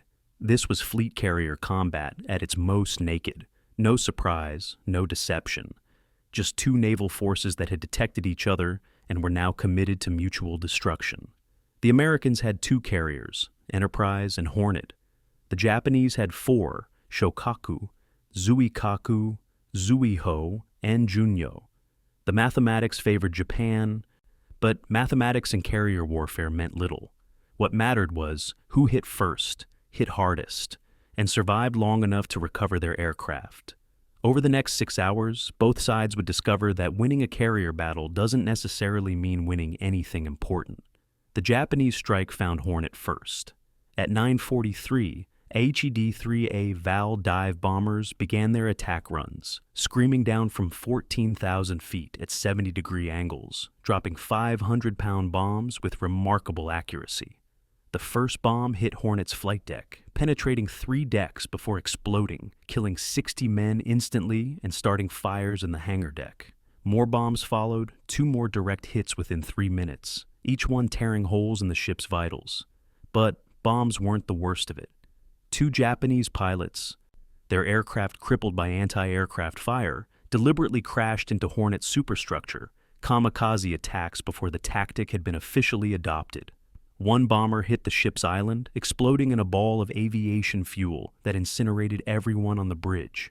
The other hit the flight deck, its bomb detonating on impact. Then 2 torpedoes from Nakajima B-5N Kate torpedo bombers slammed into Hornet's hull, ripping open compartments below the waterline. Within 5 minutes, Hornet had absorbed 5 bomb hits, 2 kamikaze crashes, and 2 torpedo hits. She was burning from bow to stern, dead in the water, her crew abandoning ship. Meanwhile, American strike aircraft found the Japanese carriers. The battle fragmented into multiple engagements as different strike groups attacked different targets. Enterprise's dive bombers hit carrier Zuiho, planting bombs through her flight deck that put her out of action for months. Hornet's aircraft, launched before their ship was crippled, found carrier Shokaku and savaged her with 4 bomb hits. The Japanese carrier survived but was forced to withdraw, her flight deck too damaged to launch or recover aircraft. Both sides were bleeding, trading carriers in an exchange where neither could afford the losses. But the Japanese had more carriers in the battle, and their follow-up strikes found Enterprise. Bomb hits damaged her forward elevator and started fires, though damage control parties contained the blazes. Enterprise could still steam and fight, barely, but she was the only American carrier left operational in the South Pacific. The battle revealed the critical asymmetry that would doom Japan's carrier forces. American dive bombers and torpedo bombers suffered heavy losses. 74 aircraft failed to return, shot down by Zeros or anti-aircraft fire. But American pilots who survived were recovered by destroyers, returned to their carriers, and would fly again. Japanese pilots who survived weren't so fortunate. When their carriers withdrew or were damaged, when their fuel ran low over empty ocean, when they couldn't find their ships in darkness, they died. Japan lost 99 aircraft at Santa Cruz. More critically, they lost 49 aircrew killed and 50 aircrew wounded. These were veteran pilots with 500 to 1,000 flight hours, men trained before the war in programs that took 2 years to produce competent carrier aviators. Replacing them was effectively impossible. Japan's pilot training infrastructure couldn't produce enough replacement aviators to offset combat losses. Every battle eroded irreplaceable expertise. Lieutenant Seki Mamoru exemplified the problem. He was a veteran dive bomber pilot with 700 flight hours, a graduate of the elite Tainan Air Group. During the Santa Cruz battle, he pressed his attack on Enterprise through anti-aircraft fire so intense that American sailors later described it as a wall of steel. He scored a direct hit on Enterprise's forward elevator, damaging the carrier. But his aircraft was shredded by flak, and he died seconds after releasing his bomb, his plane breaking apart and spiraling into the ocean. Japan lost dozens of pilots like Seki at Santa Cruz, irreplaceable experts who took years to train and seconds to kill. The United States could afford to lose less experienced pilots because its training programs were graduating thousands of new aviators monthly. Japan couldn't. Every carrier battle became a net loss for Japanese aviation, even when Japan won tactically. The death of USS Hornet was prolonged and brutal. American destroyers tried to take her in tow, but Japanese aircraft returned in successive strikes, putting more torpedoes into the crippled carrier. Fires raged out of control. Internal explosions split her hull, and by evening, it was clear she couldn't be saved. Destroyers moved alongside to take off survivors, then fired torpedoes to scuttle the burning wreck. 8 torpedoes hit. Hornet refused to sink. Destroyers fired 5-inch shells into her hull at point-blank range. More than 400 shells hit. Hornet still floated. Finally, with Japanese surface forces approaching, American ships abandoned the carrier and withdrew. Japanese destroyers Makigumo and Akigumo arrived after midnight, fired more torpedoes into Hornet, and watched as she finally slipped beneath the waves at 01:35 on October 27th. She'd absorbed 5 bombs, 2 kamikaze crashes, 2 Japanese torpedo hits, 8 American torpedo hits, and over 400 shells before sinking. Her death demonstrated American naval architecture's remarkable durability. But that was cold comfort for a nation that had just lost its 8th carrier since Pearl Harbor. Admiral Nagumo Chuichi surveyed the battle's results and realized he'd won nothing important. Yes, Hornet was sunk and Enterprise damaged, but his own carrier force was wrecked, Zuiho heavily damaged, Shokaku crippled and withdrawing, and most critically, 99 aircraft lost, including 49 irreplaceable pilots. He could claim tactical victory, but his force was incapable of further operations. Zuikaku, the only undamaged Japanese carrier, had lost so many pilots that she couldn't maintain combat effectiveness. Japan's carrier advantage in the South Pacific had evaporated. The combined fleet would never again mass 4 carriers for offensive operations. They'd been reduced to defensive deployments, trying to protect what they'd already captured rather than seizing new territory. The strategic initiative had passed to America, though it would take months to exploit it. The battle's statistics told the story of unsustainable attrition.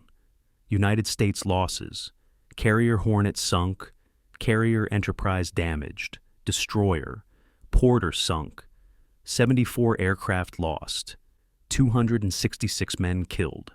Japanese losses: carrier Zuiho heavily damaged, carrier Shokaku heavily damaged, heavy cruiser Chikuma damaged, 99 aircraft lost, 49 pilots killed, more than 500 sailors dead. On paper, Japan had won. They'd sunk a carrier and damaged another while losing no carriers themselves. But aircraft and pilot losses told a different story. Japan started the war with approximately 3,000 trained carrier pilots and had lost 445 in the first year, nearly 15% of their total trained strength. The training pipeline couldn't replace them. American carrier aviation had lost heavily too, but American pilot training schools were producing 4,000 new pilots monthly. The mathematics of attrition favored America overwhelmingly. For the Marines and soldiers on Guadalcanal, the naval battle at Santa Cruz had immediate implications. Japan's carrier forces were too depleted to support another October-style offensive. The naval balance, which had favored Japan through August and September, was shifting toward America. More carriers were coming. Essex-class carriers under construction in American shipyards would arrive in 1943. an avalanche of naval power that Japan couldn't match. But in October 1942, those future reinforcements felt distant and theoretical. What mattered immediately was that Enterprise limped back to Pearl Harbor for repairs, leaving no operational American carriers in the South Pacific. The Japanese Navy still controlled the waters around Guadalcanal at night, still ran the Tokyo Express destroyer missions, still bombarded Henderson Field with impunity after dark. The ground war would continue because neither side's navy could decisively control the sea. Santa Cruz became known as a Pyrrhic victory, a battle where the winner suffers losses they can't afford. Japan had won tactically but lost strategically, trading irreplaceable assets for temporary advantage. The pattern would repeat throughout the Pacific War, Japan winning battles while losing campaigns, sinking American ships while American shipyards built replacements faster than they could be destroyed, shooting down American aircraft while American factories produced more planes than Japan's entire aviation industry could manufacture in a year. The mathematics of industrial warfare were simple and brutal. America could replace losses, Japan couldn't. Every battle accelerated Japan's defeat even when Japan won. Admiral Yamamoto understood this. After Santa Cruz, he privately told subordinates that Japan was fighting a war it couldn't win, that American industrial capacity would eventually bury Japanese forces under sheer weight of production. But understanding defeat didn't mean he could prevent it. The strategic die had been cast at Pearl Harbor. Everything after was just counting the cost. And at Santa Cruz on October 26, 1942, the cost had included 49 Japanese pilots who would never be replaced, aboard carriers that would never again operate offensively together. Japan had won the battle, but the war was slipping away, one irreplaceable pilot at a time, into the cold Pacific depths where Hornet settled among the wrecks of so many other ships, the growing underwater cemetery that sailors were already calling Iron Bottom's Sound. November 13, 1942, 01:48 in the morning. Rear Admiral Daniel Callahan stood on the bridge of heavy cruiser USS San Francisco, peering into absolute darkness, waiting for radar to tell him what his eyes couldn't see. The American task force, 13 ships steaming in column formation through narrow waters north of Guadalcanal, was hunting a Japanese convoy headed for the island. Intelligence reported Japanese battleships Hyei and Kirishima escorting 11 transport ships loaded with 13,000 troops and supplies. If those transports reached Guadalcanal, they'd deliver enough reinforcements to overwhelm the Marine defensive perimeter. Callahan had to stop them. But naval night combat in 1942 was chaos organized by technology neither side completely understood. American ships had radar, SG surface search sets that could detect ships at 18,000 yards in total darkness. But radar operators were still learning their equipment, still developing the language to describe what they were seeing on oscilloscope screens. And Callahan didn't trust radar anyway. He wanted visual confirmation before opening fire. That decision would kill him within minutes. At 01:49, lookouts on destroyer USS Cushing spotted Japanese ships at 3,000 yards, close enough to see superstructures against the slightly lighter sky. The battle began instantly, ships on both sides opening fire simultaneously, turning the darkness into a strobe-lit nightmare of muzzle flashes and explosions. The range was so close that big guns couldn't depress far enough. Battleship Hyei's 14-inch main batteries couldn't shoot at USS Laffey when the destroyer closed to 1,000 yards, forcing Hiei to engage with secondary batteries, while Laffey pumped 5-inch shells into the battleship's superstructure. Ships collided in the darkness. Destroyer Amatsukaze sideswiped cruiser USS San Francisco, both vessels scraping along each other at 20 knots. The battle fragmented into individual ship duels fought at point-blank range where everyone was shooting at everyone, and nobody could tell friend from enemy. Light cruiser USS Atlanta became the war's ultimate victim of friendly fire. Japanese torpedoes hit her port side, blowing massive holes in the hull, flooding engineering spaces, and killing Admiral Norman Scott, who'd been aboard as a passenger. Then, USS San Francisco, firing wildly in the darkness, put 19 8-inch shells into Atlanta's superstructure, not realizing they were shooting an American ship. Atlanta's captain managed to steer his crippled vessel out of the battle line before she took more hits. But the damage was catastrophic. 134 men dead, including the admiral, fires burning throughout the ship, and holes below the waterline that couldn't be patched. Atlanta sank the next day, one of 4 American ships that would die in what became known as the First Naval Battle of Guadalcanal. The friendly fire incident revealed how chaotic night combat had become. Ships shooting at shapes identified only by muzzle flashes, unable to distinguish friend from enemy in the dark. Admiral Callahan died at 02:06 when a Japanese shell, probably 14-inch from battleship Hai, hit San Francisco's bridge directly. The explosion killed everyone in the compartment instantly. Callahan, the ship's captain, the navigation officer, the communications officers. Men who'd been alive and giving orders simply ceased to exist, vaporized by high explosives. But San Francisco's guns kept firing on local control, individual gun directors choosing their own targets because there was nobody alive on the bridge to coordinate. The ship continued steaming through the battle for another 10 minutes with dead men at her wheel, carried forward by momentum and the last orders given before the bridge died. It was warfare at its most surreal, a ship fighting as a ghost, executing commands from officers who no longer existed. The Japanese suffered equivalently. Battleship Hai absorbed 85 hits from American cruisers and destroyers, most of them small-caliber shells that didn't threaten her armored hull but wrecked her superstructure and control systems. Her steering was damaged, fire control was destroyed, radio communications failed. By dawn, Hiei was wallowing helplessly, unable to maneuver, a 57,000-ton target waiting for death. Marine dive bombers from Henderson Field found her at sunrise and administered the coup de grace, 500-pound bombs that couldn't penetrate her armor but caused progressive flooding. IAI's captain ordered the ship scuttled rather than allow capture. His crew opened seacocks, and Hiei settled into Iron Bottom Sound, becoming the first battleship sunk by aircraft in naval history. Her death demonstrated that battleships without air cover and mobility were just expensive coffins. The battle lasted 34 minutes and killed 1,732 Americans. 4 U.S. destroyers sank: Laffey, Barton, Cushing, and Monson. Light cruisers Atlanta and Juneau went down. Only 3 American ships escaped undamaged, but the Japanese convoy turned back. The transports loaded with 13,000 troops never reached Guadalcanal. Admiral Callahan had died, but his mission succeeded. The reinforcement attempt was stopped. Tokyo's response was to try again the next night, November 14th, sending the convoy back with even heavier naval escort. What followed was 3 days of continuous naval combat, the most intense concentrated sea fighting of World War II. On November 14th, the Japanese tried a different approach: bombardment, followed by transport landings.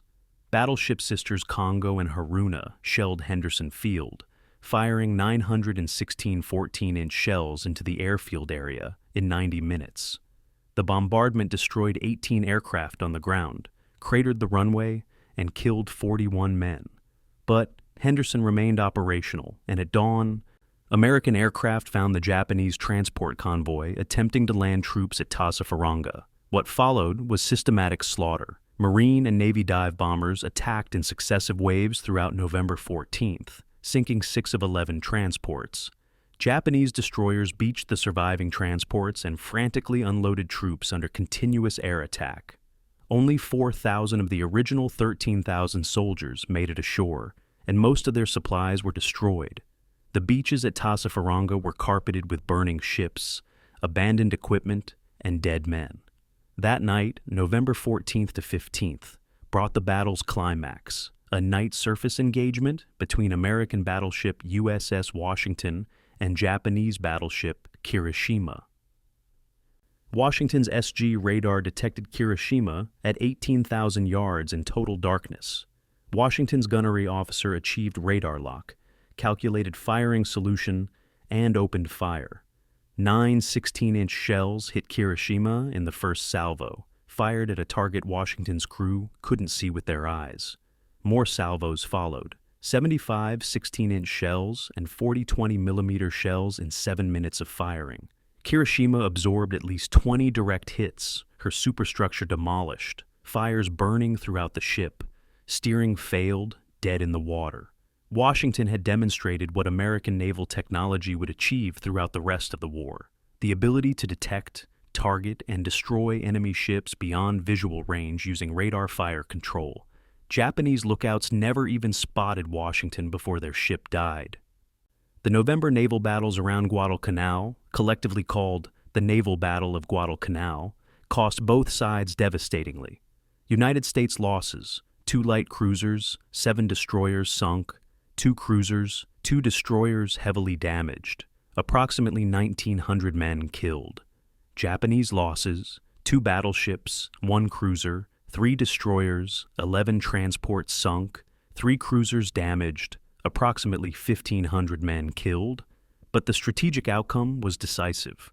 Japan's attempt to land massive reinforcements had failed.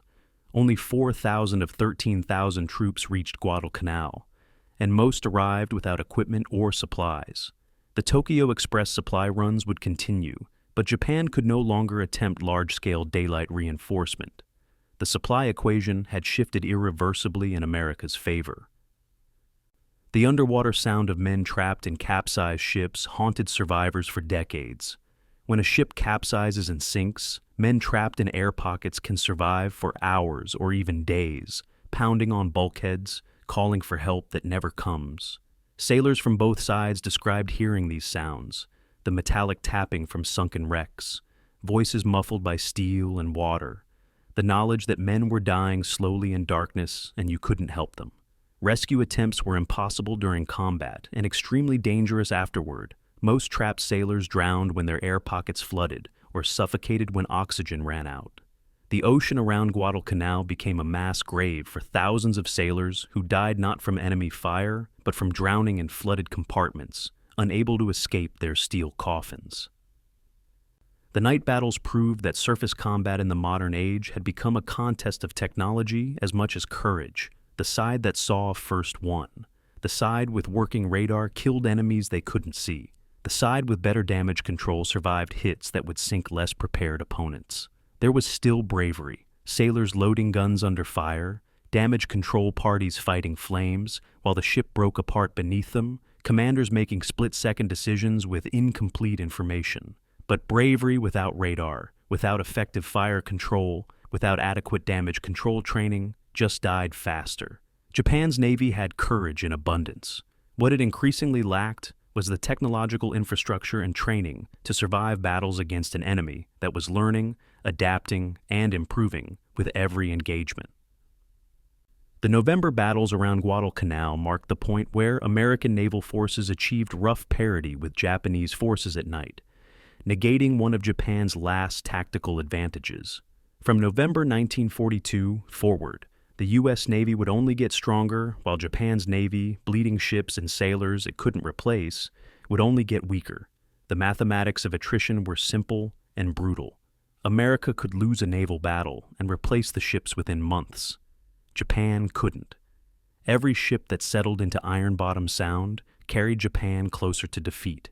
And in those dark November waters, illuminated only by burning ships and muzzle flashes, enough ships died to make Japan's eventual loss inevitable. The question was no longer whether Japan would lose Guadalcanal. The question was how many more men would die in steel coffins before Japan admitted what everyone already knew: the island was lost, and the war was being lost with it. November 28, 1942, Japanese positions west of the Mataniko River. Private Matsuda Yoshiharu opened his diary with hands that trembled from weakness rather than fear, struggling to hold the pencil steady enough to form characters. "Ate last rice today," he wrote in cramped script that wandered across the page. "Comrade Tanaka too weak to stand. We discussed eating leather from our boots, but decided to wait one more day." Matsuda weighed 48 kilograms, 106 pounds, having lost 32 kilograms since arriving on Guadalcanal in September. His gums bled constantly from scurvy. His hair was falling out. The malaria that had nearly killed him in October returned every few days, the fever making him delirious enough that he sometimes couldn't remember his own name. But the worst part wasn't the disease or the hunger. It was watching American supply ships unload at Lunga Point 3 miles away, visible through binoculars, delivering tons of food to enemies who seemed to grow stronger while Japanese soldiers starved. Japan was losing Guadalcanal not to American bullets but to American logistics, and Matsuda was dying proof of that failure. The mathematics of starvation were straightforward and merciless. Japanese forces on Guadalcanal peaked at approximately 30,000 troops in October 1942. Each soldier required at minimum 800 grams of rice daily to maintain combat effectiveness, basic subsistence that didn't account for physical exertion, tropical diseases, or combat stress. That meant 24 tons of rice daily, plus protein, medical supplies, ammunition, and equipment. The Tokyo Express destroyer runs, operating nightly when possible, could deliver at best 200 tons per successful run. But runs were frequently canceled due to weather, American air interdiction, or submarine threats. When deliveries succeeded, they provided food for perhaps 8 to 10 days. Then soldiers returned to starvation rations, eating whatever could be scavenged from jungle or taken from enemy positions. By November, Japanese troops were receiving 200 grams of rice daily, 1/4 the minimum required. By December, many units received nothing at all. The human body under starvation follows predictable patterns of deterioration. First, it burns fat reserves, subcutaneous layers that provide insulation and energy storage. Soldiers who'd arrived on Guadalcanal healthy, some carrying extra weight from garrison duty, became gaunt within weeks. Second, the body begins consuming muscle tissue, breaking down proteins to sustain vital organs. Men grew skeletal, their clothes hanging loose on frames that had shrunk like melting wax. Third, organ function begins failing. The heart weakens, the liver struggles to process toxins, the immune system collapses. Diseases that healthy bodies would fight off became death sentences. Malaria, dengue fever, dysentery, all killed more easily when the body had no reserves to fight back. The final stage was organ failure and death, sometimes preceded by dementia, as the starving brain began to shut down. Japanese soldiers on Guadalcanal moved through these stages on a timeline, determined by when they had arrived and how much food they had received. Those who landed in October might have 2 months before becoming combat ineffective. Those who landed in November had perhaps 6 weeks. December arrivals were dead men waiting. The night harvest became routine and degrading.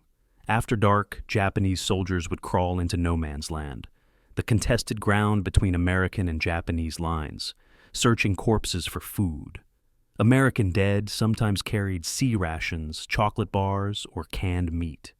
These became treasures worth risking death to acquire, but the harvest was dangerous work. American sentries shot at movement in the darkness. Japanese sentries, seeing figures crawling toward enemy lines, sometimes mistook their own foraging soldiers for deserters or American infiltrators and opened fire. Men died searching for food to prevent death from starvation, killed by their own side while trying to survive. The supreme irony was that American corpses were better supplied than living Japanese soldiers. Dead enemies had more food than living friends. Lieutenant Nakahara Fusaichi, commanding what remained of a rifle company in the Sendai Division, filed reports that documented institutional collapse. His company had arrived with 180 men in September. By November 28th, he commanded 64 soldiers capable of combat, 51 hospitalized with malnutrition and disease, and 65 dead. "We have not engaged in major combat operations for 3 weeks," his report noted. "Casualties from starvation, disease, and foraging accidents exceed combat casualties by ratio of 4 to 1. Company combat effectiveness approximately 30%. Request immediate resupply or evacuation." The report went unanswered because his superiors had no supplies to send and no evacuation capability. Nakahara's company continued to deteriorate, losing 2 to 3 men weekly to starvation and disease, until by January it existed only on paper. its soldiers dead or too weak to fight. Desperate innovation turned grotesque. Some units attempted to supplement rice rations with jungle vegetation. Roots, leaves, bark stripped from trees. Most were inedible or toxic, causing violent illness. Men died from eating poisonous plants, their bodies too weak to survive the resulting convulsions and dehydration. Others tried to catch rats, lizards, anything with protein. But jungle fauna was scarce near military positions. Months of foraging had driven away anything edible. Some units resorted to grinding bones of dead comrades into powder, mixing it with water to create a thin soup that provided minimal nutrition, but at least filled empty stomachs. The practice was unofficial and shameful, never mentioned in reports, but survivors testified to it after the war. Starvation destroys more than bodies. It destroys dignity, reducing men to animals competing for scraps. The supply contrast with American forces was stark and visible. By December 1942, American logistics had stabilized. Henderson Field received 40 tons of supplies daily by aircraft, food, ammunition, medical supplies. Seaborne convoys delivered 6,000 tons monthly, enough to maintain 23,000 troops at combat effectiveness. American soldiers ate canned rations that included meat, vegetables, fruit, chocolate. They received vitamin supplements, anti-malarial drugs, and adequate medical care. They were still hungry by garrison standards, still lost weight from heat and disease, but they weren't starving. Japanese soldiers watching American positions through binoculars could see well-fed enemies moving with energy that starving men couldn't match. The psychological impact was devastating. Realizing your enemy was growing stronger while you weakened. Knowing your own military couldn't deliver the basic necessities for survival. On December 31st, 1942, Imperial General Headquarters issued Directive Number 56, ordering the evacuation of Guadalcanal. The word choice was significant, not retreat or withdrawal, which would imply defeat, but evacuation, suggesting a tactical redeployment. But soldiers starving in jungle positions understood the truth. Japan was abandoning Guadalcanal because it couldn't supply the forces already there. Sending reinforcements was pointless when existing troops were dying from hunger. The decision came too late to save thousands who would die during the evacuation operation, but it at least acknowledged what frontline troops had known for months. Guadalcanal was a death trap, consuming men without producing strategic value. The island would be given its most enduring name by the soldiers who suffered there, Gato, Starvation Island, a wordplay on Guadalcanal that captured the campaign's ultimate reality. The final weeks of Japanese occupation saw accelerating collapse.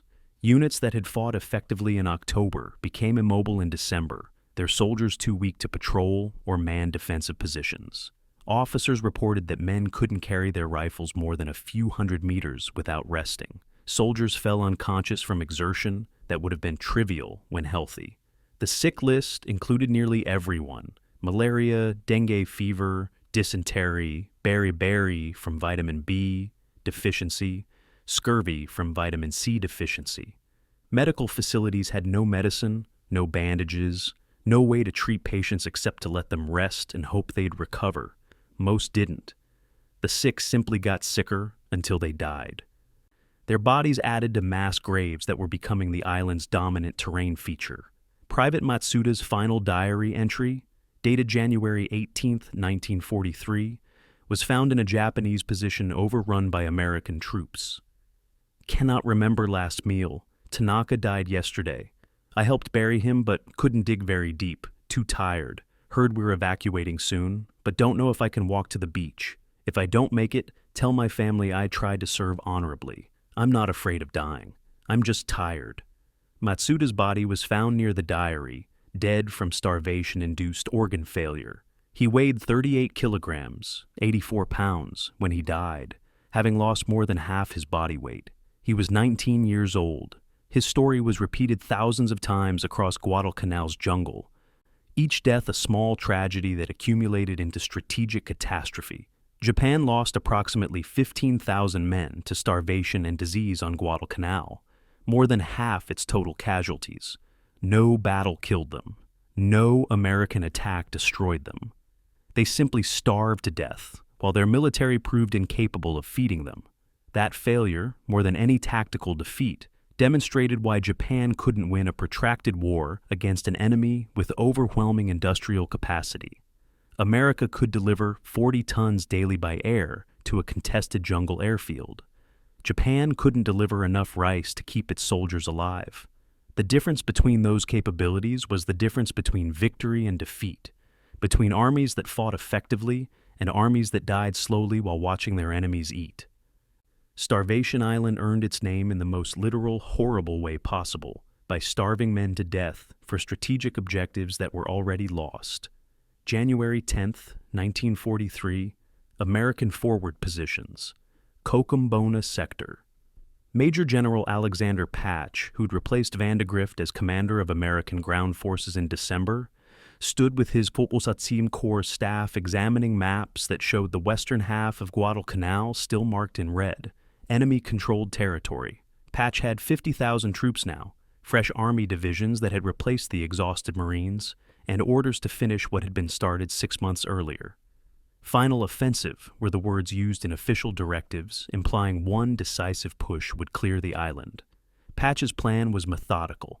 Advance west along the coast, envelop Japanese positions, force them into a pocket against the sea, and destroy them. Intelligence estimated 25,000 Japanese troops remained on Guadalcanal, presumably fortifying defensive positions for a last stand. But intelligence was wrong about nearly everything. The Japanese weren't fortifying, they were fleeing, and American forces were about to spend a month fighting for ground the enemy was abandoning. The offensive began with overwhelming force. The 2nd Marine Division, 25th Infantry Division, and Americal Division, 50,000 troops supported by tanks, artillery, and air power, pushed west from the Masanikau River. Resistance was sporadic and confused. American units expecting prepared defenses found abandoned positions.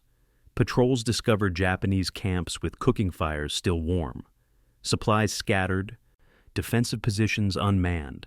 Major Robert Rogers, commanding a battalion of the 25th Infantry, described it as chasing ghosts. We'd advance a mile expecting battle and find nothing but empty jungle and evidence they'd left hours before. The pattern repeated daily throughout January. American forces would shell suspected positions. Infantry would advance under cover of artillery, and they'd capture terrain without fighting. It was anticlimactic and unsettling, victory without the validation of combat. The discoveries along the line of advance revealed the scale of Japanese suffering. At Cochabamba, American troops entering what had been a major Japanese base found a field hospital that made hardened soldiers vomit. 600 Japanese patients lay on the ground, too sick to evacuate, many dead for days. The survivors in the final stages of starvation and disease. They didn't resist. Most couldn't move. Some begged for food. A few begged to be shot. American medics, trained to treat enemy wounded as regulations required, found themselves facing patients beyond saving, men with body weights below 80 pounds, organs failing, wounds infected beyond treatment. The senior medical officer, Captain Thomas Shaw, wrote in his report, "These were not soldiers. They were walking corpses left behind when their army retreated. Providing medical care was pointless. They were too far gone. We gave them water and morphine and let them die with whatever dignity we could provide." American intelligence fundamentally misread Japanese intentions. Intercepted radio traffic spoke of repositioning and consolidating lines, which analysts interpreted as retreat into defensive positions for a final stand. But the Japanese were doing something unprecedented in their military history, conducting a full-scale evacuation, abandoning territory they had fought for, admitting defeat without formal surrender. Operation KE, the evacuation plan, called for withdrawing 14,000 troops from western Guadalcanal to Cape Esperance, where destroyers would embark them during 3 high-speed night runs. The operation required Japanese forces to fight delaying actions, slow American advance, and reach evacuation beaches on schedule. But coordination was nearly impossible. Units scattered across 50 miles of jungle, communications degraded. Many soldiers too weak to march the 26 miles to Cape Esperance. The 25th Infantry Division's advance averaged less than 1 mile daily, excruciatingly slow progress that frustrated commanders who had expected rapid exploitation. But the terrain explained everything. Guadalcanal's western sector was trackless jungle, swamps, rivers without bridges, and ridgelines that forced exhausting climbs. Units couldn't maintain formation in vegetation so thick that companies became separated from their own battalions. Supply lines stretched longer daily, trucks bogged down in mud, and everything from food to ammunition had to be carried forward by hand.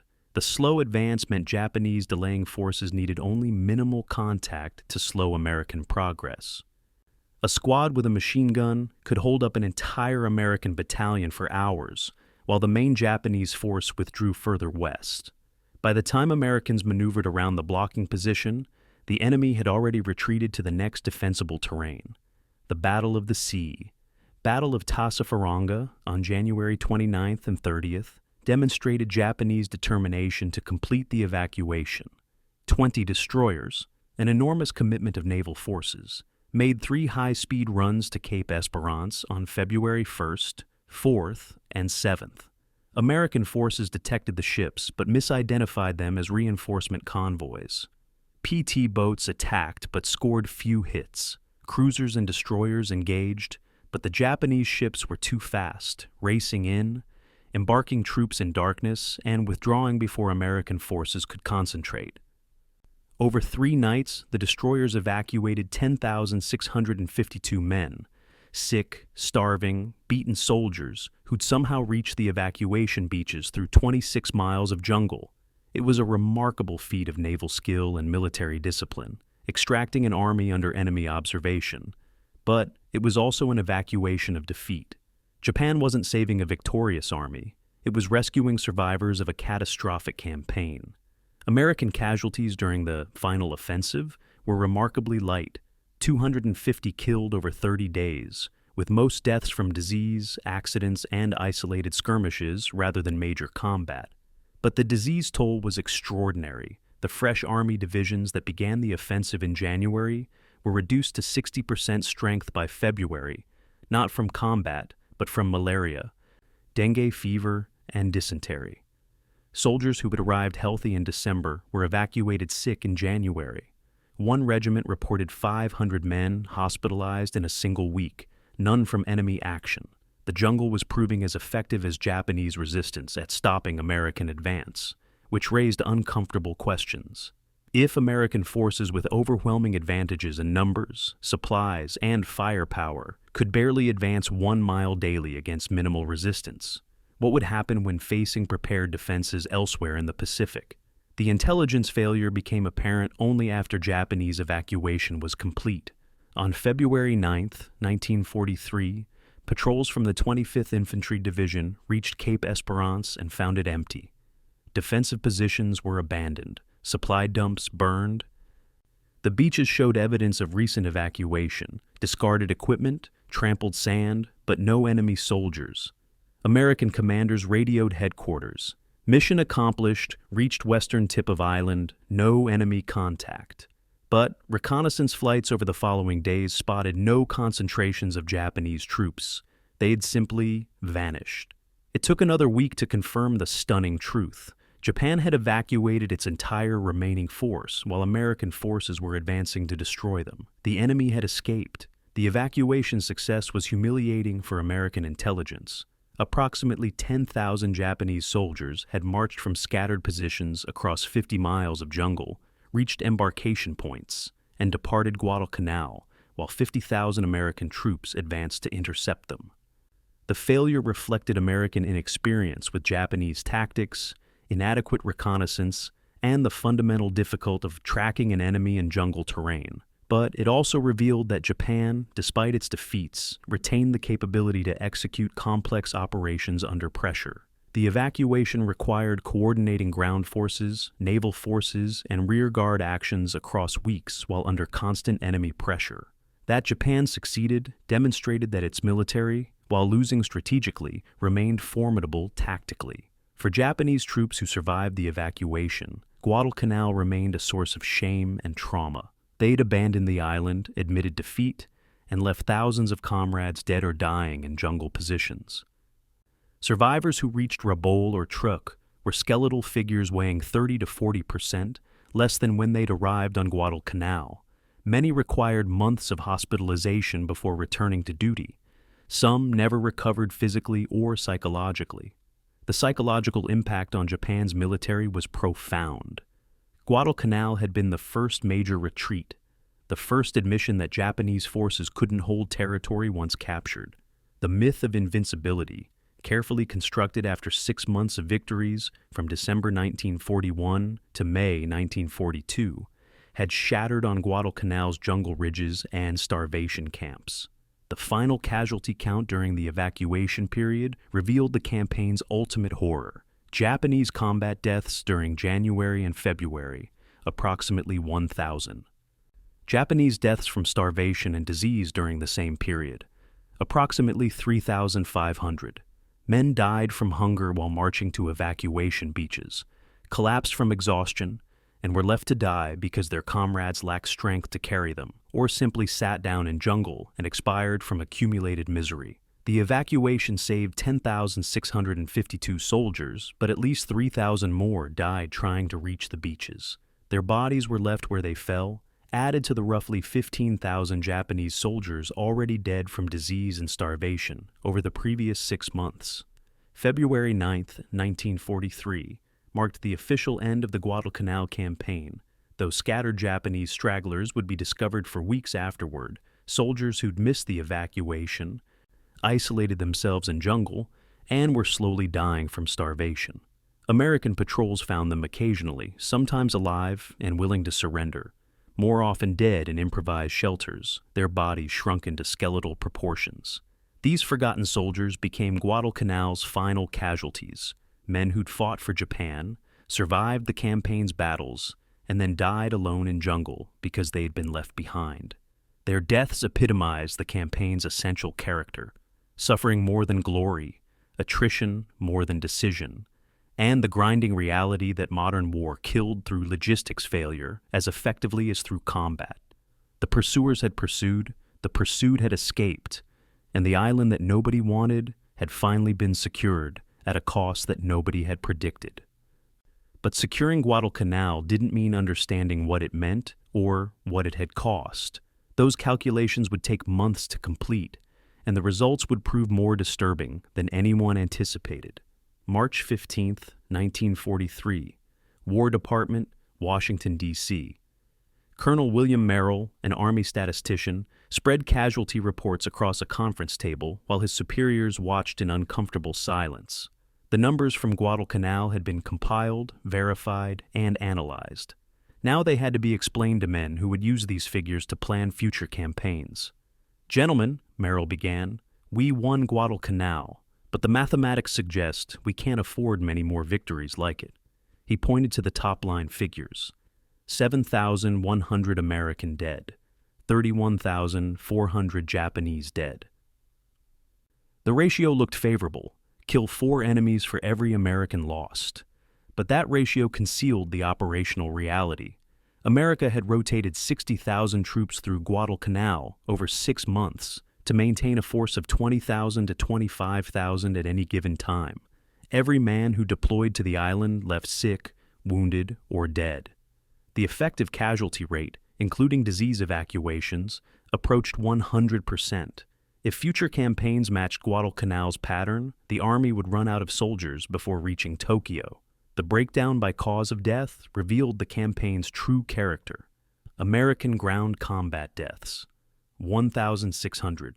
Naval combat deaths, 4,900. Air combat deaths, 600. But disease evacuations, 45,000.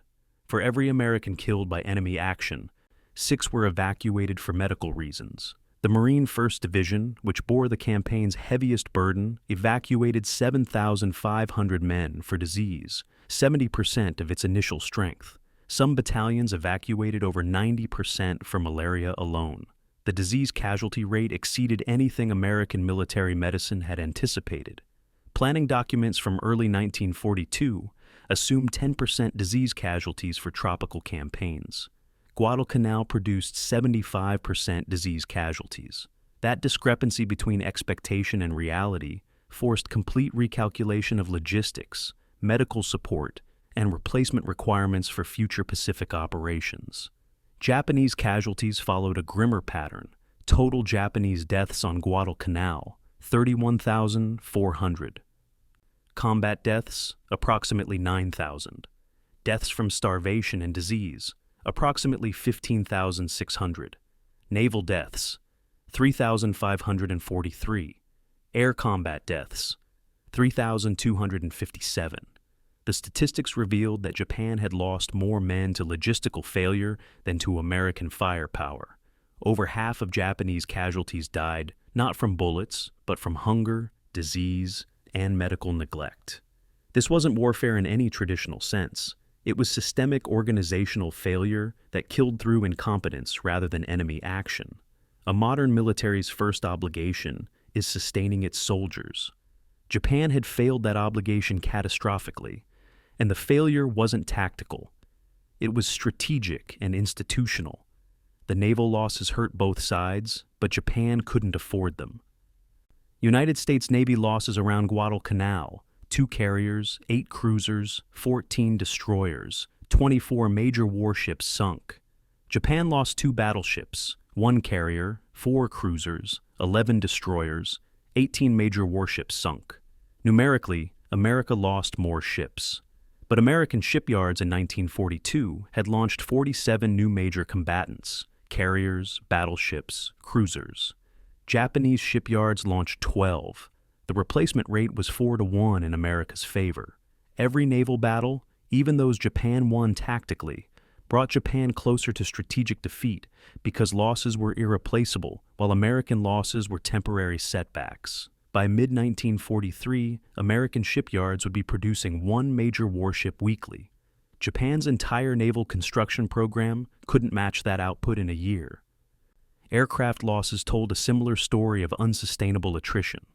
American aircraft lost at Guadalcanal, 615 total, 420 combat losses, 195 operational losses. Japanese aircraft lost, 683 total, 421 combat, 262 operational. Japan lost more aircraft, but the critical statistic was pilot casualties. American aircrew killed or permanently disabled, 684. Japanese aircrew killed or permanently disabled, 2,362. The ratio was over 3-1. For every American pilot killed, Japan lost more than 3. Japan started the war with approximately 3,000 trained carrier pilots. Losing 2,300 in 18 months of combat meant losing 3/4 of the trained cadre. American pilot training programs graduated 4,000 new pilots monthly. Japanese programs graduated approximately 200. Simple arithmetic made Japan's air power unsustainable. The cost comparison was stark. The Guadalcanal campaign cost the United States approximately $4 billion in 1942 currency, roughly $64 billion in modern terms. That figure included ships, aircraft, supplies, troop deployments, and base construction. It was the most expensive 6-month military operation in American history to that point.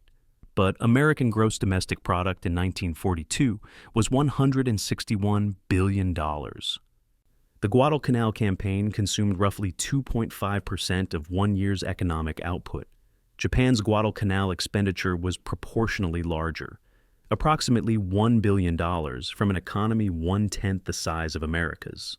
Japan spent roughly 10% of its annual economic output on a campaign that ended in defeat and evacuation. The economic arithmetic was simple. America could fight 10 Guadalcanals simultaneously. Japan couldn't afford 2. The replacement mathematics were most revealing.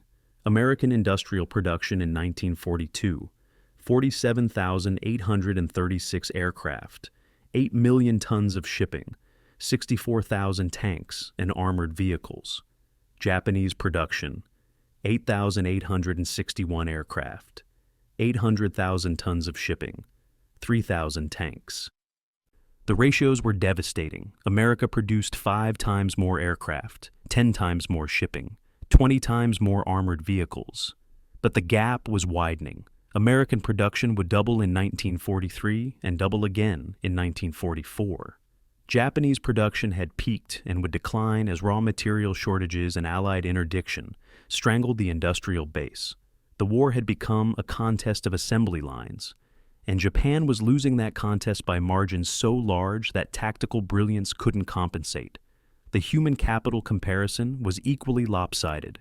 United States population in 1942, 135 million. Japan's population, 73 million. America could field larger armies from a larger population base. But the advantage was magnified by how each nation employed its population. American industry used women extensively in factories, freeing men for military service. Japanese culture restricted women's industrial employment, limiting available military manpower. American agriculture was mechanized, requiring fewer farmers to feed the population. Japanese agriculture remained labor-intensive, tying millions of men to farms who couldn't be spared for military service. The population advantage that seemed modest, less than 2 to 1, translated into overwhelming advantages in available military manpower once these factors were considered. Admiral Isoroku Yamamoto, Commander-in-Chief of Japan's combined fleet, understood the mathematics better than most. In a private communication to Naval General Staff after Guadalcanal's loss, he wrote, "We have lost our margin for error. American industrial capacity is producing replacement ships, aircraft, and pilots faster than we can destroy them. Unless we can win decisive victories that change the fundamental strategic equation, we are fighting a war we cannot win." The assessment was classified and suppressed. Publicly admitting defeat was impossible, but Yamamoto's private calculations were shared among senior commanders. The conclusion was unavoidable. Japan needed to either negotiate peace or find some way to fundamentally shift the strategic balance, because attrition warfare favored America absolutely. The uncomfortable question for American planners was whether Guadalcanal's pattern would repeat. If every island produced 75% disease casualties, if every campaign required rotating 3 soldiers through the theater to maintain 1 in combat, then the logistics of advancing across the Pacific became daunting. The distance from Guadalcanal to Tokyo was approximately 4,000 miles.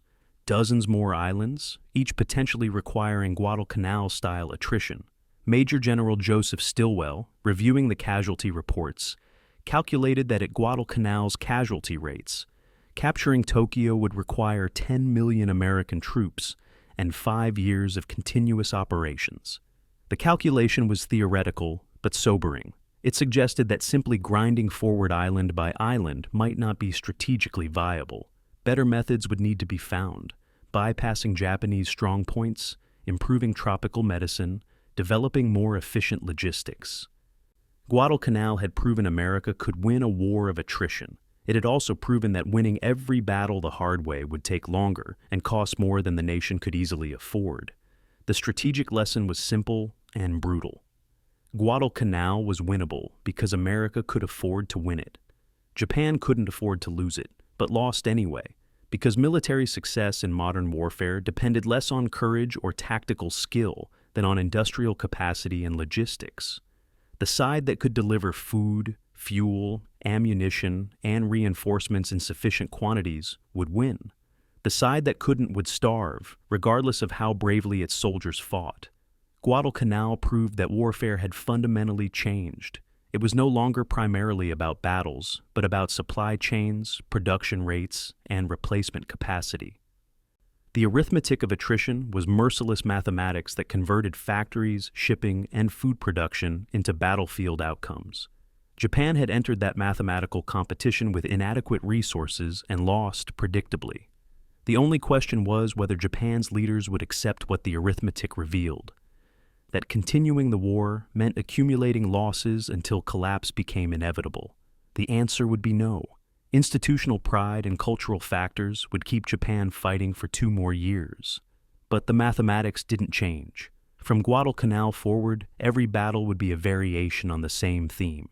American material superiority, slowly crushing Japanese resistance through sheer weight of production. The arithmetic of attrition had spoken. The rest of the war was just working through the calculation until Japan's leaders accepted what the numbers had always shown. The war was lost before Guadalcanal, and Guadalcanal had merely made the loss obvious to anyone willing to do the math. November 13th, 1942. 0206 hours. Bridge of USS San Francisco. Rear Admiral Daniel Callahan had perhaps 2 seconds of awareness before the Japanese shell hit. The 14-inch projectile from battleship High A struck the bridge directly, traveling at 2,600 feet per second, carrying enough kinetic energy to punch through armored steel like paper. The explosion was instantaneous, the shell's high explosive filler detonating within the enclosed space, converting everything inside into superheated gas and shrapnel. Callahan, his flag captain, the navigation officer, the communications staff, everyone on the bridge simply ceased to exist. There were no bodies to recover, no wounded to treat. One moment, they were fighting their ship. The next, they were atomized matter, mixing with burning metal and smoke. Callahan became the second American admiral killed during the naval Battle of Guadalcanal, joining Rear Admiral Norman Scott, who died aboard USS Atlanta an hour earlier. But death was an equal opportunity visitor in Iron Bottom Sound, and the admirals who survived would find their careers destroyed by defeats they couldn't prevent. The mortality rate among flag officers around Guadalcanal was staggering by modern standards. Of the 12 admirals who commanded surface actions during the campaign, 2 Americans died in combat, Scott and Callahan. 4 more were relieved of command for failures real or perceived. Vice Admiral Robert Gormley, South Pacific Theater Commander, was relieved in October and replaced by Admiral William Bull Halsey. Gormley's sin was excessive caution, a reluctance to commit forces aggressively that frustrated his superiors. But aggressive commitment at Guadalcanal often meant dead ships and dead sailors. So, whether Gormley's caution was failure or prudence remained debatable. His relief demonstrated that in warfare, appearances matter as much as reality. A defensive admiral who prevented losses still looked like a loser compared to an offensive admiral who risked everything. Japanese flag officers fared worse institutionally, if not physically. Vice Admiral Hiroaki Abe commanded the battleship force that lost Hiei during the November 13th battle. He'd fought aggressively, pressed his attack, and suffered a tactical defeat when superior American radar and firepower destroyed his flagship. His reward was relief from command, assignment to reserves, and effective end of his career. He never commanded at sea again. The Imperial Japanese Navy tolerated aggressive losses but not failures, and losing a battleship, even honorably, was failure. Vice Admiral Gunichi Mikawa, who'd won the Battle of Savo Island in August, was praised publicly and criticized privately for not pressing his advantage to destroy American transports. He'd achieved the most lopsided naval victory of the campaign and was still considered to have failed because he'd prioritized ship preservation over maximum aggression. The Japanese Navy's culture demanded results, not merely tactical victories. Admiral William Halsey became Guadalcanal's most successful flag officer through a combination of aggression, luck, and willingness to accept casualties. He replaced Gormley in October with orders to hold Guadalcanal at all costs, and interpreted all costs literally. He committed carriers to surface battles, risked his ships in confined waters, and maintained an offensive posture even when tactical situations suggested caution. His ships paid heavily. Carrier Hornets sunk, Enterprise damaged repeatedly, cruisers and destroyers lost in night actions. But Halsey's aggression conveyed determination that energized American forces and unsettled Japanese commanders. He was the antithesis of cautious leadership, willing to gamble everything on decisive action. Whether his style was brilliant or reckless remained debatable. He won Guadalcanal, but lost ships that cautious admirals might have preserved. The debate would continue throughout his career. Was Halsey a great fighting admiral or a lucky aggressive one whose risks happened to pay off? Rear Admiral Richmond Kelly Turner survived Guadalcanal to become perhaps the war's most important amphibious warfare commander. He commanded the transport forces that landed Marines in August and maintained the supply line thereafter. Turner's contribution was less dramatic than Halsey's, loading ships efficiently, scheduling deliveries, ensuring supplies reached the island despite Japanese interdiction. But logistics determined outcomes more than battles, and Turner's competence at mundane tasks kept American forces supplied while Japanese forces starved. He received less recognition than combat admirals, but his impact was arguably greater. Turner demonstrated that in modern warfare, the admiral who controls supply lines matters more than the admiral who wins tactical engagements. His survival and subsequent career, commanding amphibious operations at Tarawa, Saipan, Iwo Jima, and Okinawa, proved that institutional memory valued logisticians as much as fighters. Admiral Isoroku Yamamoto, Commander-in-Chief of Japan's combined fleet, never commanded tactical actions at Guadalcanal, but bore strategic responsibility for the campaign's outcome. He'd designed Japan's opening offensive, orchestrated Pearl Harbor, and presided over 6 months of victories that expanded Japanese control across the Pacific. Guadalcanal was his first strategic defeat, the moment when American counteroffensive began rolling back Japanese gains. Yamamoto's response to the loss was private despair and public determination. He visited Rabaul in April 1943 to boost morale, flying in a bomber that American codebreakers had tracked. P-38 fighters intercepted his aircraft and shot it down, killing Yamamoto and destroying Japanese naval morale. His death was directly traceable to Guadalcanal. The need to personally address the campaign's psychological impact drew him into range of American aircraft. In death, Yamamoto became Guadalcanal's most important casualty, the architect of Japan's strategy, killed while trying to rebuild confidence shattered by an island he'd never expected to matter. The contrast between American and Japanese treatment of failed admirals revealed different institutional cultures. America relieved commanders, but often gave them second chances. Gormley was reassigned, not cashiered. Admirals who lost ships but fought aggressively remained employable. The culture emphasized learning from failure and retaining experienced officers. Japan treated failure more harshly. Abe was relegated to reserves, effectively ending his contribution to the war effort. Other relieved Japanese admirals found themselves in administrative positions away from combat. The difference wasn't merely cultural preference, but necessity. America had surplus flag officers and could afford to sideline failures. Japan had fewer experienced admirals and couldn't replace them easily, yet still enforced standards that removed defeated commanders. The institutional responses reflected each nation's strategic position. One could afford forgiveness, the other couldn't, but practiced it anyway. The question of leadership quality became contentious after Guadalcanal. Had American admirals won through superior skill or superior resources? If you gave Japanese admirals American ships, radar, and logistics, would they have won? If you gave American admirals Japanese equipment and supply constraints, would they have lost? The hypotheticals were unanswerable but revealing. American admirals made mistakes. Callahan's insistence on visual confirmation at Savo Island, Fletcher's early carrier withdrawal. But American admirals had margin for error that Japanese admirals lacked. A mistake that cost Callahan his life didn't cost America the battle because other ships rallied and continued fighting. A mistake that cost Abe a battleship effectively ended his career because Japan couldn't afford such losses. Leadership quality matters less when you have overwhelming advantages. But advantages don't win battles by themselves. They enable leaders to take risks that would be suicidal without them. The personal cost of command was rarely discussed, but universally understood.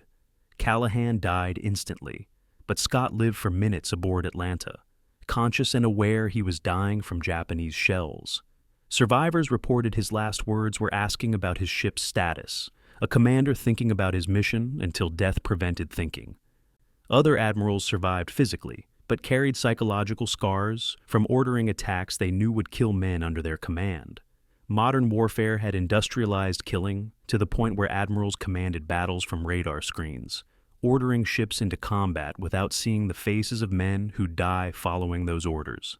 The psychological burden of remote command, knowing abstractly that you're sending hundreds to their deaths, but not witnessing their actual dying, was different from historical command, where leaders saw combat directly. Whether that psychological distance made command easier or harder remained unresolved. Some admirals carried guilt forever. Others developed emotional detachment that let them function. None could escape knowing they'd made decisions that killed subordinates. Guadalcanal became known as the Admiral's Graveyard, not just for deaths, but for careers ended by failure or perception of failure. 2 admirals died in combat. 4 were relieved of command. 1, Yamamoto, would die as indirect consequence of the campaign. The casualty rate among flag officers was proportionally higher than among enlisted men, a reversal of traditional warfare, where common soldiers died disproportionately. This reflected modern naval combat's command and control requirements. Admirals commanded from ships that were targets, put themselves in harm's way because leadership required proximity to combat. The era when generals commanded from safe rear areas while soldiers died in front lines had ended. In naval warfare, admirals died alongside their crews when ships sank. That shared risk created bonds between commanders and subordinates, but also meant losing flag officers at rates unthinkable in ground warfare. The question for both navies was whether the sacrifice of experienced admirals was worth maintaining traditions of command presence. The answer was apparently yes. Neither navy changed its command structures despite losing flag officers. Leadership required shared risk, and shared risk sometimes meant death. The admirals who fought at Guadalcanal accepted that calculation, and history remembered both those who died honorably and those who survived to command again. But the island had extracted its price from leadership as thoroughly as from common soldiers. Nobody escaped Guadalcanal unscathed, not privates in foxholes, not admirals on bridges. The graveyard accepted all ranks equally. November 14th, 1942, 2300 hours, USS Washington. Lieutenant Commander Harvey Walsh stood at the SG radar console watching green phosphorescent returns on the circular screen. Each return represented a ship, enemy ships, Japanese battleship Kirishima, and escorts, steaming 18,000 yards distant in absolute darkness. Walsh could see them electronically, though visually they were invisible. He spoke calmly into the communications circuit. Surface contact, bearing 352, range 18,000, course 160, speed 24. The gunnery officer acknowledged, feeding data into the mechanical fire control computer, a device that calculated shell trajectories, wind effects, target movement, and aimed Washington's 16-inch guns with precision impossible for human gunners. At 2317, Washington's main battery fired. 9 16-inch shells, each weighing 2,700 pounds, arced through darkness toward a target Washington's crew couldn't see. 7 seconds later, hits. Kirishima's superstructure erupted in flames. The Japanese battleship, crippled by shells fired at an enemy detected by radar, targeted by computer, and destroyed before Japanese lookouts even spotted Washington. The engagement demonstrated what would dominate naval warfare for decades: technology that allowed killing beyond visual range, reducing battle to mathematics and electrons. The SG radar represented evolutionary jump in naval warfare. Previous American radar sets, the CXAM models, could detect ships at 10 to 15,000 yards with poor accuracy. The SG radar, operating at 10 centimeters wavelength, detected targets at 18 to 20,000 yards and provided accurate bearing and range data. More critically, it could track multiple targets simultaneously and update their positions every few seconds. The radar display showed the tactical situation in real time, friendly ships as one type of blip, enemy ships as another, their courses and speeds calculable from successive position updates. American ships equipped with SG radar could maneuver, target, and fire in complete darkness with confidence that would have been impossible months earlier. The Japanese had radar too, but their sets were less sophisticated, shorter ranged, and less integrated into fire control systems. Technology gap of perhaps 2 years in development translated into the difference between seeing first and dying blind. The F-4F Wildcat fighter underwent evolutionary improvement throughout Guadalcanal. Early F-4F-3 models that fought in August had 4 50 caliber machine guns, no armor, and unprotected fuel tanks. Pilots who took hits often died when their aircraft exploded in fireballs. The F-4F-4 variant that arrived in September added 2 more machine guns, armor plating behind the pilot, and self-sealing fuel tanks that could absorb bullet hits without igniting. The additions increased weight and slightly reduced performance, but survivability jumped dramatically. A Wildcat could absorb 20 to 30 hits from 0 machine guns and keep flying. A 0 hit by similar fire typically broke apart or caught fire. Its lightweight construction prioritized maneuverability over durability. American pilots learned to exploit this asymmetry. Don't dogfight. Dive, shoot, climb away using superior dive speed. If hit, the Wildcat might survive where the 0 would die. Over time, survival rates equalized not because American pilots became better, but because American aircraft were engineered to bring damaged planes home. The TBF Avenger torpedo bomber entered service during Guadalcanal and revolutionized naval strike capability.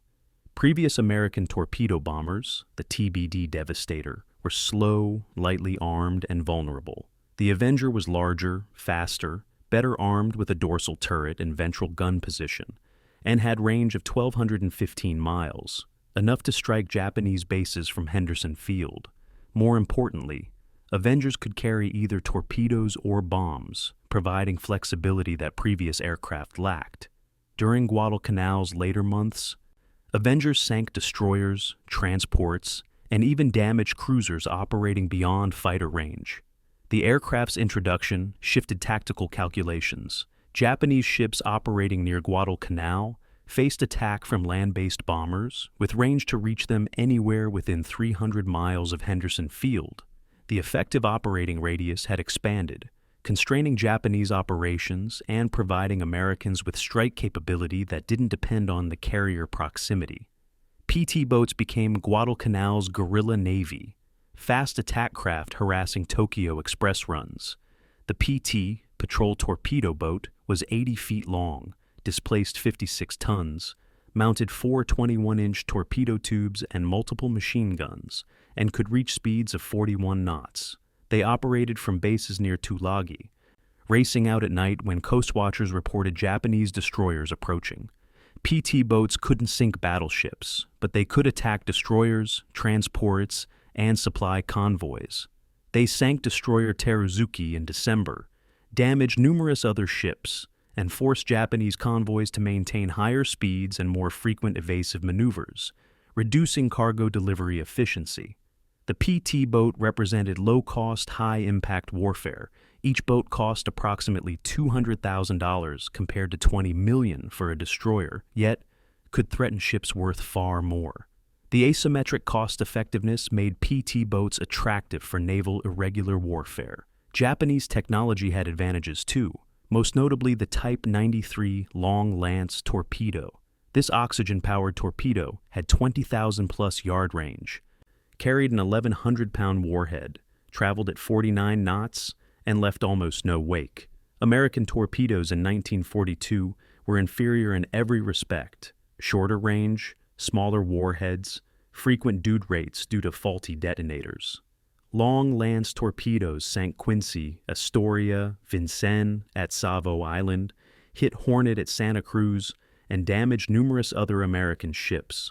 The weapon gave Japanese surface forces significant advantage in night combat, where torpedo attacks decided battles. But technological superiority in one weapon system couldn't overcome deficiencies elsewhere. Having the best torpedo mattered less when your ships lacked effective radar and fire control. Technology warfare wasn't about individual superior systems, but integrated superiority across multiple systems. Japan excelled in specific areas: torpedoes, optical rangefinders, individual aircraft performance. America achieved integration: radar, fire control, damage control, logistics working together to create compounding advantages. Communications technology evolved rapidly during the campaign. Coastwatchers used teleradio sets, portable high-frequency transmitters that could reach Allied headquarters from jungle observation posts. These devices, weighing 60 pounds and operating on batteries charged by hand-cranked generators, provided 30 to 60 minutes warning of Japanese air raids. That warning let Henderson Field scramble fighters, get aircraft off the ground before bombing started, and position defending fighters at altitude advantage. Without Coastwatcher early warning, Japanese bombers would have destroyed aircraft on the ground repeatedly. The teleradio network represented information warfare, using communications technology to achieve tactical advantage disproportionate to the hardware cost. Each teleradio cost approximately $500.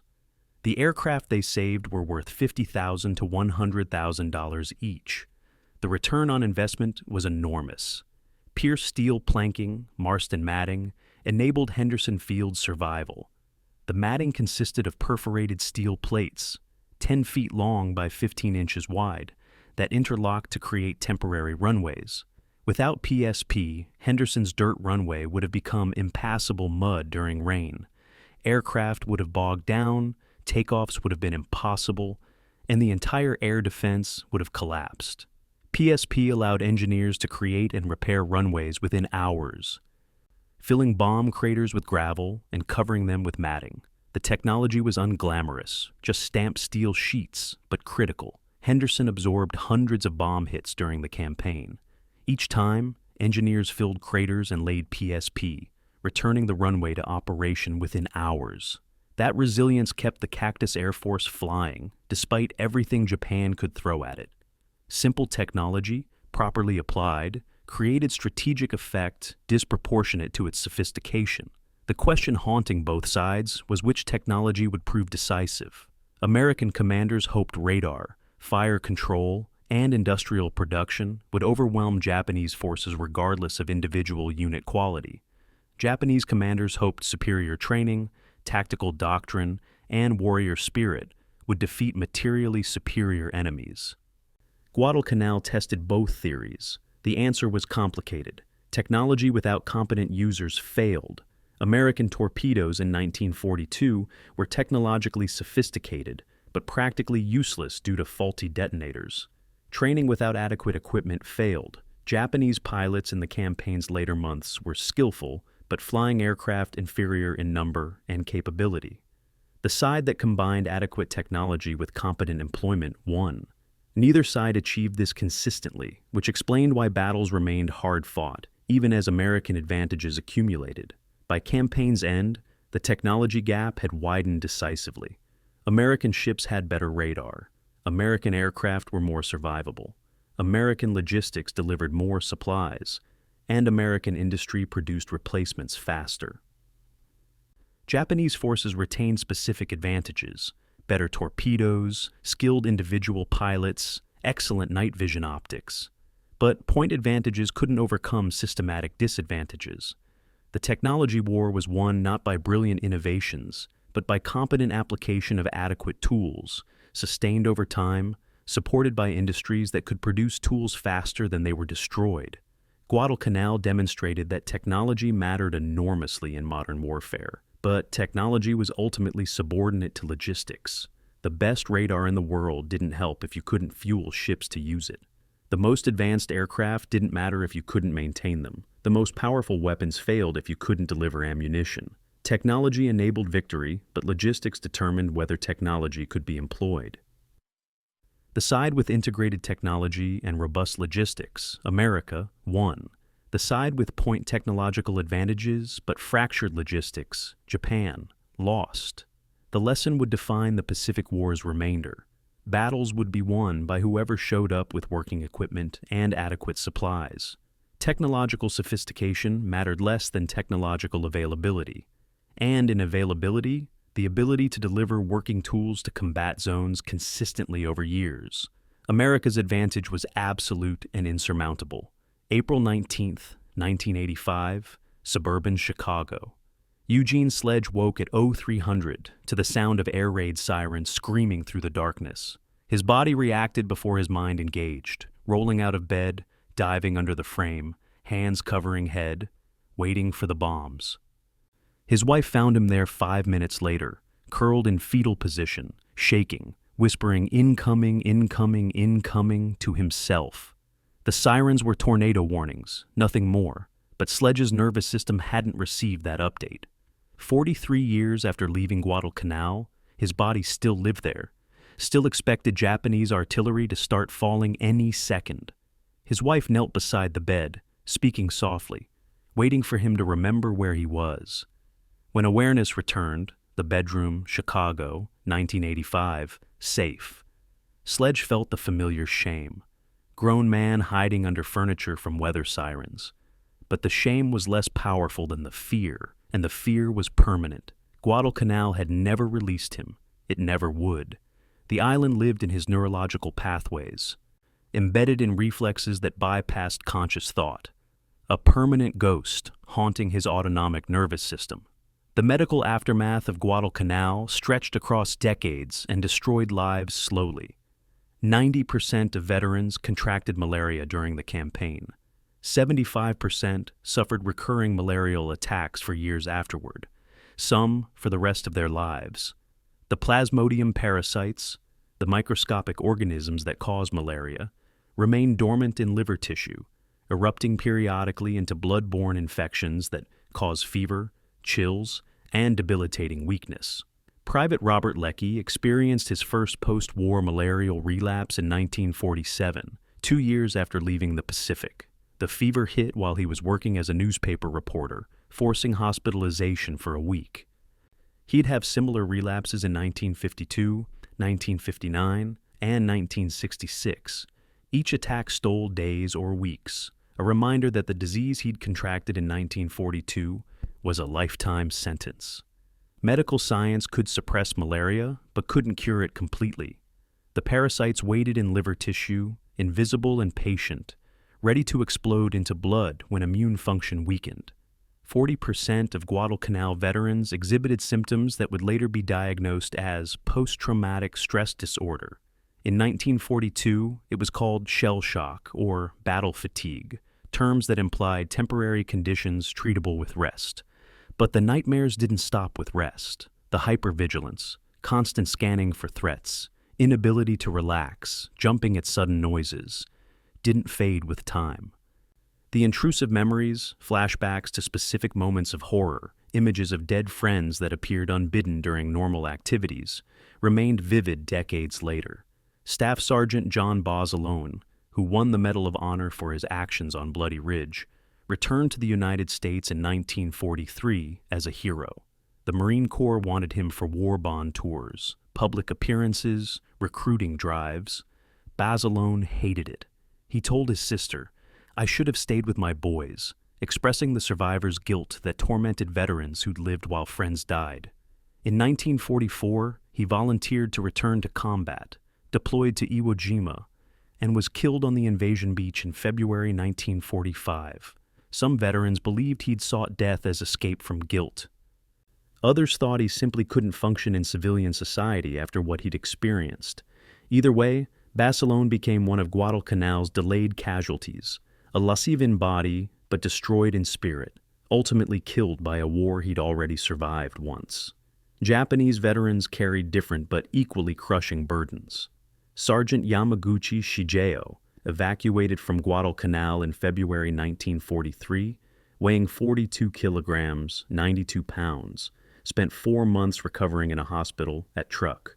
He gained back some weight, but never fully recovered his pre-war health. In a 1990 interview, age 73, he described the lasting effects. "I weighed 60 kilograms when I deployed, 32 when evacuated. The doctors said my organs were permanently damaged from starvation. I've had digestive problems my entire life. Can't eat certain foods, get sick easily, and the nightmares, even now, 50 years later, I dream of being hungry, of watching friends die from starvation, of being so weak I couldn't stand. I still can't eat rice without remembering Guadalcanal. The smell triggers memories I'd rather forget." Yamaguchi's experience was typical of Japanese survivors. Physical damage from malnutrition, psychological trauma from witnessing mass starvation, and shame from surviving when so many comrades died. The 1st Marine Division Association, formed by Guadalcanal veterans after the war, maintained contact with approximately 60% of survivors through regular reunions and newsletters. The organization served dual purposes, preserving historical memory and providing support network for men who struggled to explain their experiences to families and communities. At reunions, veterans could speak freely about things they had never discussed elsewhere. The nightmares, the guilt, the flashbacks, the inability to feel normal emotions. Civilian society in 1945 wanted returning heroes, not damaged men discussing horror. So veterans learned to hide their trauma, performing normalcy in public while suffering privately. The reunions let them drop the performance, acknowledge shared damage, and feel less alone in their brokenness. Attendance was high for decades, hundreds of veterans traveling across the country annually to spend weekends with men who understood what they'd endured. The statistics on long-term health outcomes were grim. Guadalcanal veterans averaged 68 years life expectancy, compared to 71 years for similar-age men who hadn't seen combat. The 3-year differential reflected cumulative health damage from tropical diseases, malnutrition, psychological stress, and exposure to combat. Rates of cardiovascular disease, digestive disorders, and psychological conditions were elevated compared to control populations. Some of this was directly attributable to specific wartime exposures, malaria causing heart problems, starvation causing digestive issues. But much reflected the general reality that extreme stress ages bodies and minds prematurely. Men who'd endured Guadalcanal at age 20 looked 50 by age 40. Their faces carved with lines that reflected both chronological time and experiential time. The campaign had compressed decades of aging into months, and the biological toll persisted forever. Recognition came slowly and incompletely. The Guadalcanal Campaign Medal was authorized in 1943, awarded to approximately 60,000 service members who'd participated in operations in the Solomon Islands between August 7, 1942, and February 21, 1943. But medals don't heal trauma or restore health. What veterans wanted more than recognition was acknowledgement that what they'd endured mattered, that their sacrifice achieved something beyond personal suffering. The question haunted many. Did Guadalcanal need to be that hard? Could better planning, better supplies, better strategy have reduced casualties? Or was the misery inevitable, the price that had to be paid to stop Japanese expansion? The questions had no satisfying answers, which made the suffering harder to accept. Men could endure almost anything if they believed it served necessary purpose. But suffering that seemed avoidable, that resulted from mistakes and miscalculations, felt like waste. Many Guadalcanal veterans struggled with the suspicion that they'd been sacrificed to institutional incompetence rather than strategic necessity. The children of Guadalcanal veterans inherited secondary trauma, growing up with fathers who wouldn't discuss the war, who woke screaming from nightmares, who drank to suppress memories, who struggled to show affection or connect emotionally. These experiences marked the post-war generation profoundly. Many veterans' children reported feeling they'd lived with ghosts, fathers physically present but psychologically absent, consumed by experiences that had happened before the children were born. Some veterans coped by absolute silence, refusing to acknowledge they'd served on Guadalcanal, treating those months as erased from their personal histories. Others coped by obsessive discussion, talking endlessly about the campaign, unable to think or speak about anything else. Neither approach was healthy for families. The war that officially ended in 1943 continued in American homes for decades, damaging relationships and stunting emotional development in ways that rippled across generations. By the 1990s, Guadalcanal veterans were elderly men watching their ranks thin as age, and accumulated health problems claimed survivors. The reunions continued, but attendance declined, not from lack of interest, but from death and disability. Each year, the 1st Marine Division Association newsletter carried obituaries of men who'd held Henderson Field, fought on Bloody Ridge, survived the naval battles. Each death reduced the living memory of the campaign. Historians could read documents and analyze statistics, but they couldn't capture the sensory experience, what it felt like to lie in a flooded foxhole shivering with fever, what it smelled like when the jungle was full of corpses, what it sounded like when Japanese infantry charged, screaming into American machine gun fire. Those memories existed only in the minds of men who'd been there, and those men were dying. By 2000, most Guadalcanal veterans were in their late 70s or 80s. By 2020, very few remained alive. The final reunion of the 1st Marine Division Association's Guadalcanal veterans happened in September 1992, the 50th anniversary of the campaign. Approximately 300 veterans attended, old men in their 70s, some in wheelchairs, many accompanied by wives or adult children. They gathered at the National Museum of the Marine Corps in Virginia, spent 3 days reminiscing, comparing prosthetics and medications, laughing about things that hadn't been funny in 1942, but had become funny with distance. They cried too, not from sadness exactly, but from the emotional weight of remembering friends dead for 50 years, events that had defined their lives, suffering they had mostly kept private. A photographer captured the event, rows of elderly men standing together, arms around each other's shoulders, faces showing both the joy of reunion and the sorrow of remembering. Behind them hung a banner, 1st Marine Division, Guadalcanal, 1942-1943. We remember.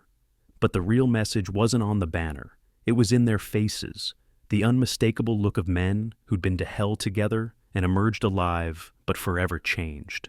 Eugene Sledge, who'd spent decades processing his Guadalcanal trauma through writing. His memoir, With the Old Breed, became required reading for understanding Pacific War combat, attended that final reunion. A journalist asked him what Guadalcanal had meant to him. Sledge considered the question for a long moment before answering. It meant everything and nothing. It meant I learned what I was capable of enduring, more than I'd imagined. It meant I lost friends I'd give anything to have back. It meant I saw humanity at its worst and occasionally at its best. But mostly it meant 6 months of misery that never really ended. I left Guadalcanal in December 1942, but part of me never left. I have been carrying that island inside me for 50 years. And when I die, Guadalcanal will die with me, because you can't separate us anymore. The island shaped me into whatever I became, and I spent my life trying to make peace with that shaping. He paused, then added quietly, I'm not sure I ever succeeded. The journalist wrote down his words, but couldn't capture the weight behind them. 50 years of nightmares, health problems, guilt, loss, and the crushing knowledge that the war had stolen not just months, but an entire lifetime of peace he'd never experience. Guadalcanal had released Sledge's body in 1942, but it had kept his soul forever, and he would die still imprisoned there, still trying to escape an island that existed as much in memory as in the South Pacific. The men who came home from Guadalcanal never fully came home. Part of them remained in those jungle foxholes under that tropical sun, surrounded by that smell of death and fear. They'd survived the campaign, but the campaign had never stopped. It lived in them, replayed in their minds, shaped their perceptions and responses until they couldn't distinguish the war from their identity. And when the last veteran died, Guadalcanal would finally end, not the historical event, which would remain forever documented, but the lived experience, the personal memory, the thing that could only be known by those who'd endured it. The men who came home carried Guadalcanal until they could carry it no longer, and then they died, and the burden passed into history where the pain could be studied but never truly felt again. February 9th, 2023. Honiara, Solomon Islands. The Air Niugini turboprop descended toward Honiara International Airport, built on the site that Japanese engineers began constructing in July 1942, and that became Henderson Field in August. From the air, the runway was still visible, a long strip of concrete where the coral and pierced steel planking used to be.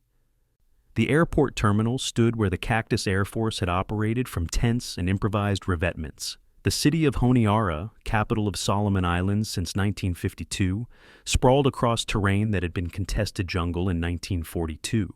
Population 48,000, living and working on ground where 31,000 Japanese and 7,000 Americans had died.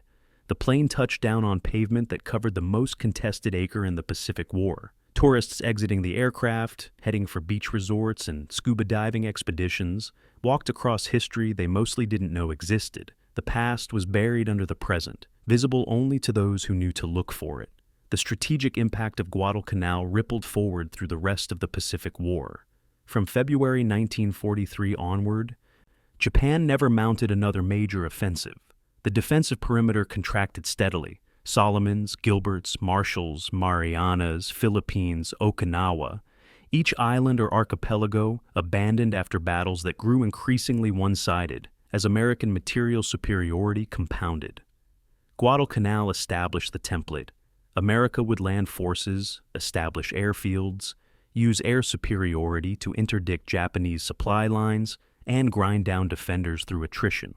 Japanese forces would fight tenaciously, inflict casualties disproportionate to their numbers, and ultimately be destroyed because they couldn't be resupplied.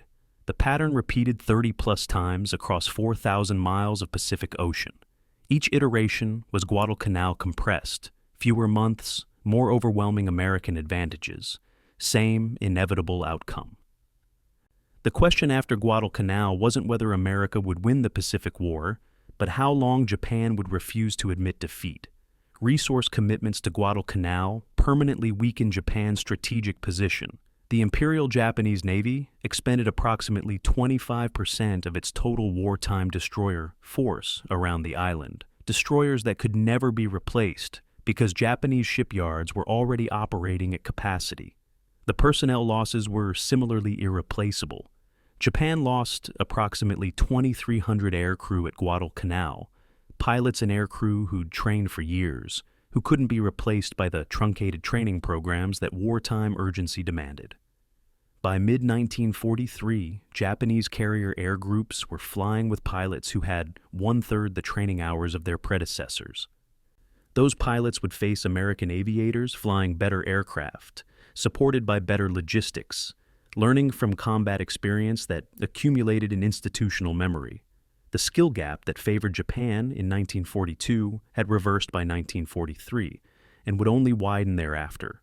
The timeline acceleration proved America could mount offensives faster than Japan had anticipated.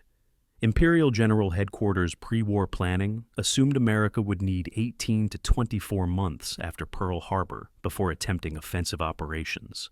Guadalcanal came after 8 months, demonstrating American organizational capacity to mobilize, train, equip, and deploy forces much faster than Japanese planners believed possible.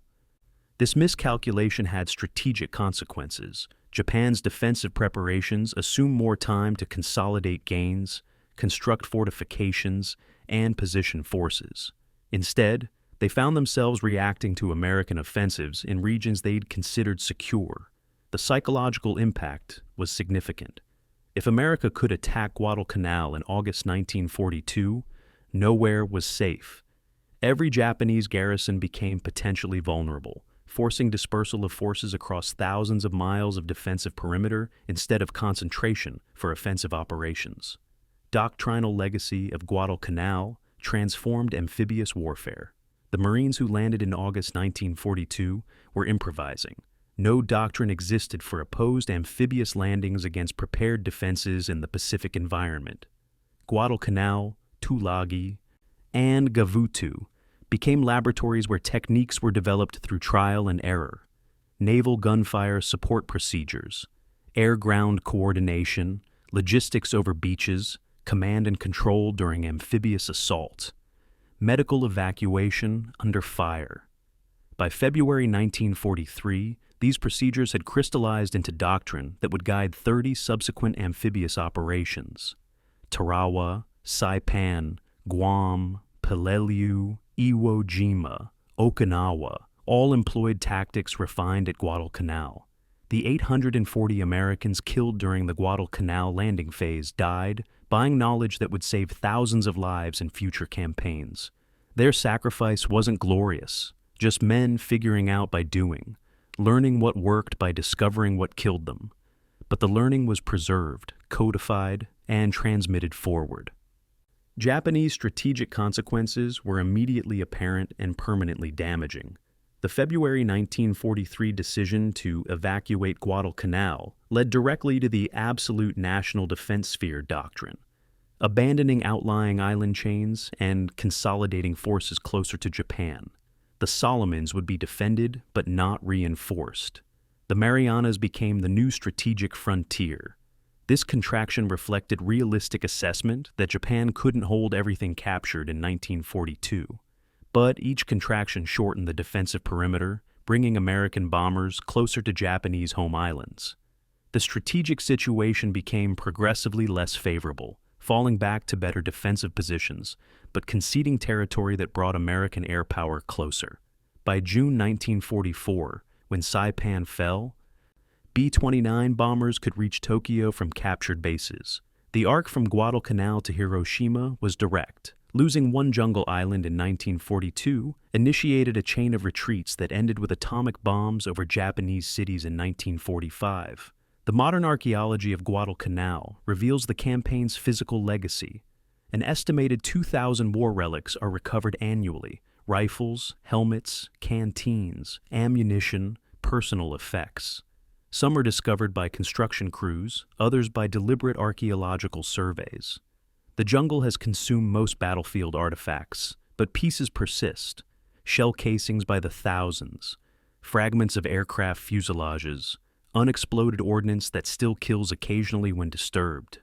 In 2008, a Solomon Islands farmer clearing land triggered a Japanese artillery shell buried for 66 years. The explosion killed him and injured 2 family members. The war still claims casualties 8 decades later, its weapons outlasting the soldiers who deployed them.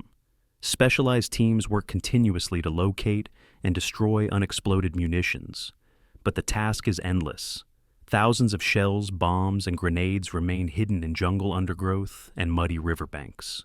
The underwater graveyard of Iron Bottom Sound has become the world's most concentrated naval battlefield site. 20 major warships, 15 transports, and hundreds of aircraft lie on the ocean floor between Guadalcanal, Tulagi, Savo Island, and Florida Island. The wrecks are popular with technical divers who explore the rusted hulks and photograph artifacts, guns still in their turrets, dishes in officers' mess, personal effects scattered across deck plates. But the sites are also war graves. An estimated 4,500 sailors died when those ships sank, and many bodies remain entombed in the vessels. Diving expeditions must balance historical interests with respect for the dead.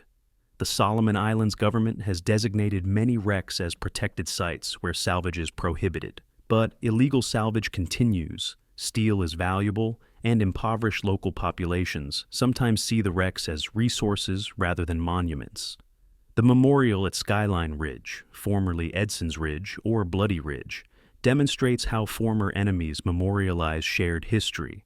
The monument, erected in 1992 on the battle's 50th anniversary, consists of marble walls inscribed with names of all Americans and Japanese killed during the Guadalcanal campaign. 7,100 American names, 31,400 Japanese names. The names are integrated, not separated by nationality. American and Japanese soldiers listed together in death as they fought together in life, though on opposing sides. The memorial's design deliberately avoids claiming victory for either side. Instead, it acknowledges mutual sacrifice and mutual suffering. The message is reconciliation. Nations that were enemies became allies. Soldiers who fought each other are honored together. And contemporary Solomon Islanders maintain the site as part of their national heritage despite having no direct connection to the combatants. The question of whether Guadalcanal needed to happen remains contentious among military historians. Some argue the campaign was strategically essential. Stopping Japanese expansion required offensive action somewhere, and Guadalcanal was the only feasible option in August 1942. Others contend that an island nobody wanted shouldn't have absorbed such resources, that bypassing the Solomons and striking elsewhere might have achieved strategic objectives more efficiently. Both arguments have merit, but miss the key point.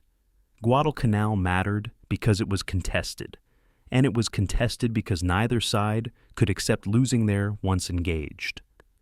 The sunk cost fallacy, continuing to invest resources because you've already invested so much, drove both nations to pour men and material into a campaign that grew far beyond its initial strategic value. By October 1942, Guadalcanal had become symbolically important, regardless of its strategic value. Losing would mean admitting defeat in the first major contested campaign. Neither side could politically accept that admission. The statistics that define the campaign remain staggering when viewed holistically.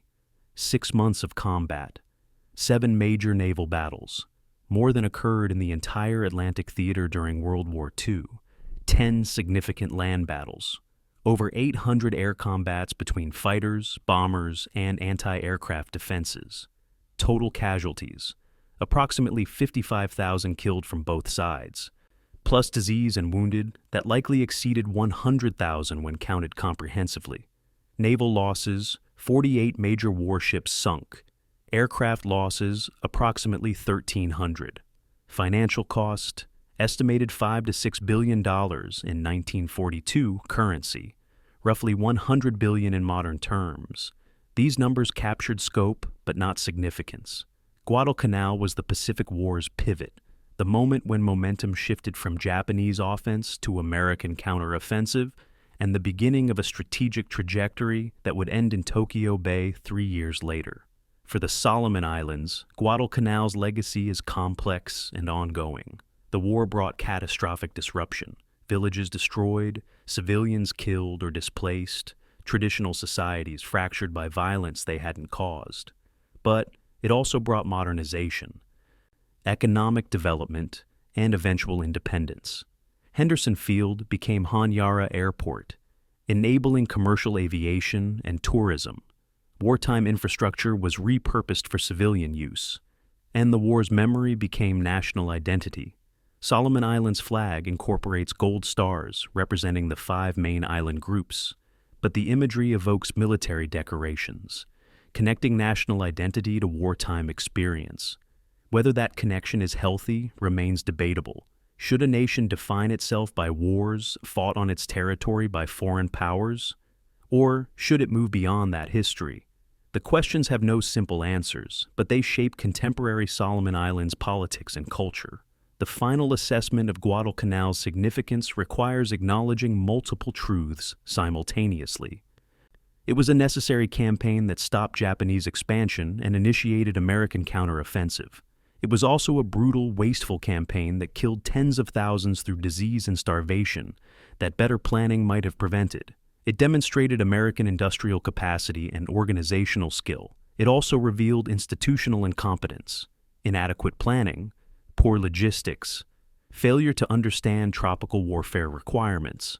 It proved that America could win a protracted war of attrition against Japan. It also revealed that winning by attrition was crushingly expensive in lives and resources. These contradictions don't cancel each other. They coexist, revealing that war is never cleanly heroic or purely tragic, but always both simultaneously. Guadalcanal changed everything because it was the first American offensive, first Japanese retreat, first clear demonstration that industrial capacity would determine the Pacific War's outcome. Everything after was variation on themes established there.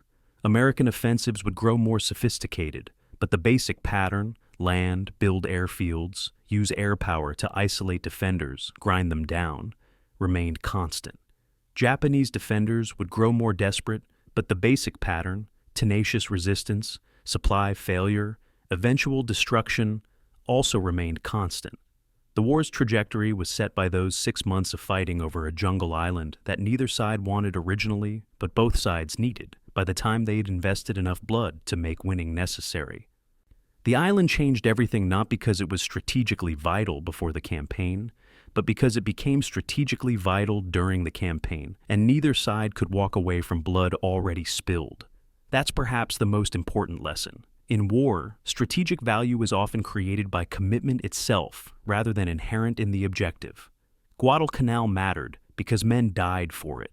And because men died for it, more men had to die, proving those deaths weren't wasted. Until finally enough had died that victory became necessary to justify the sacrifice.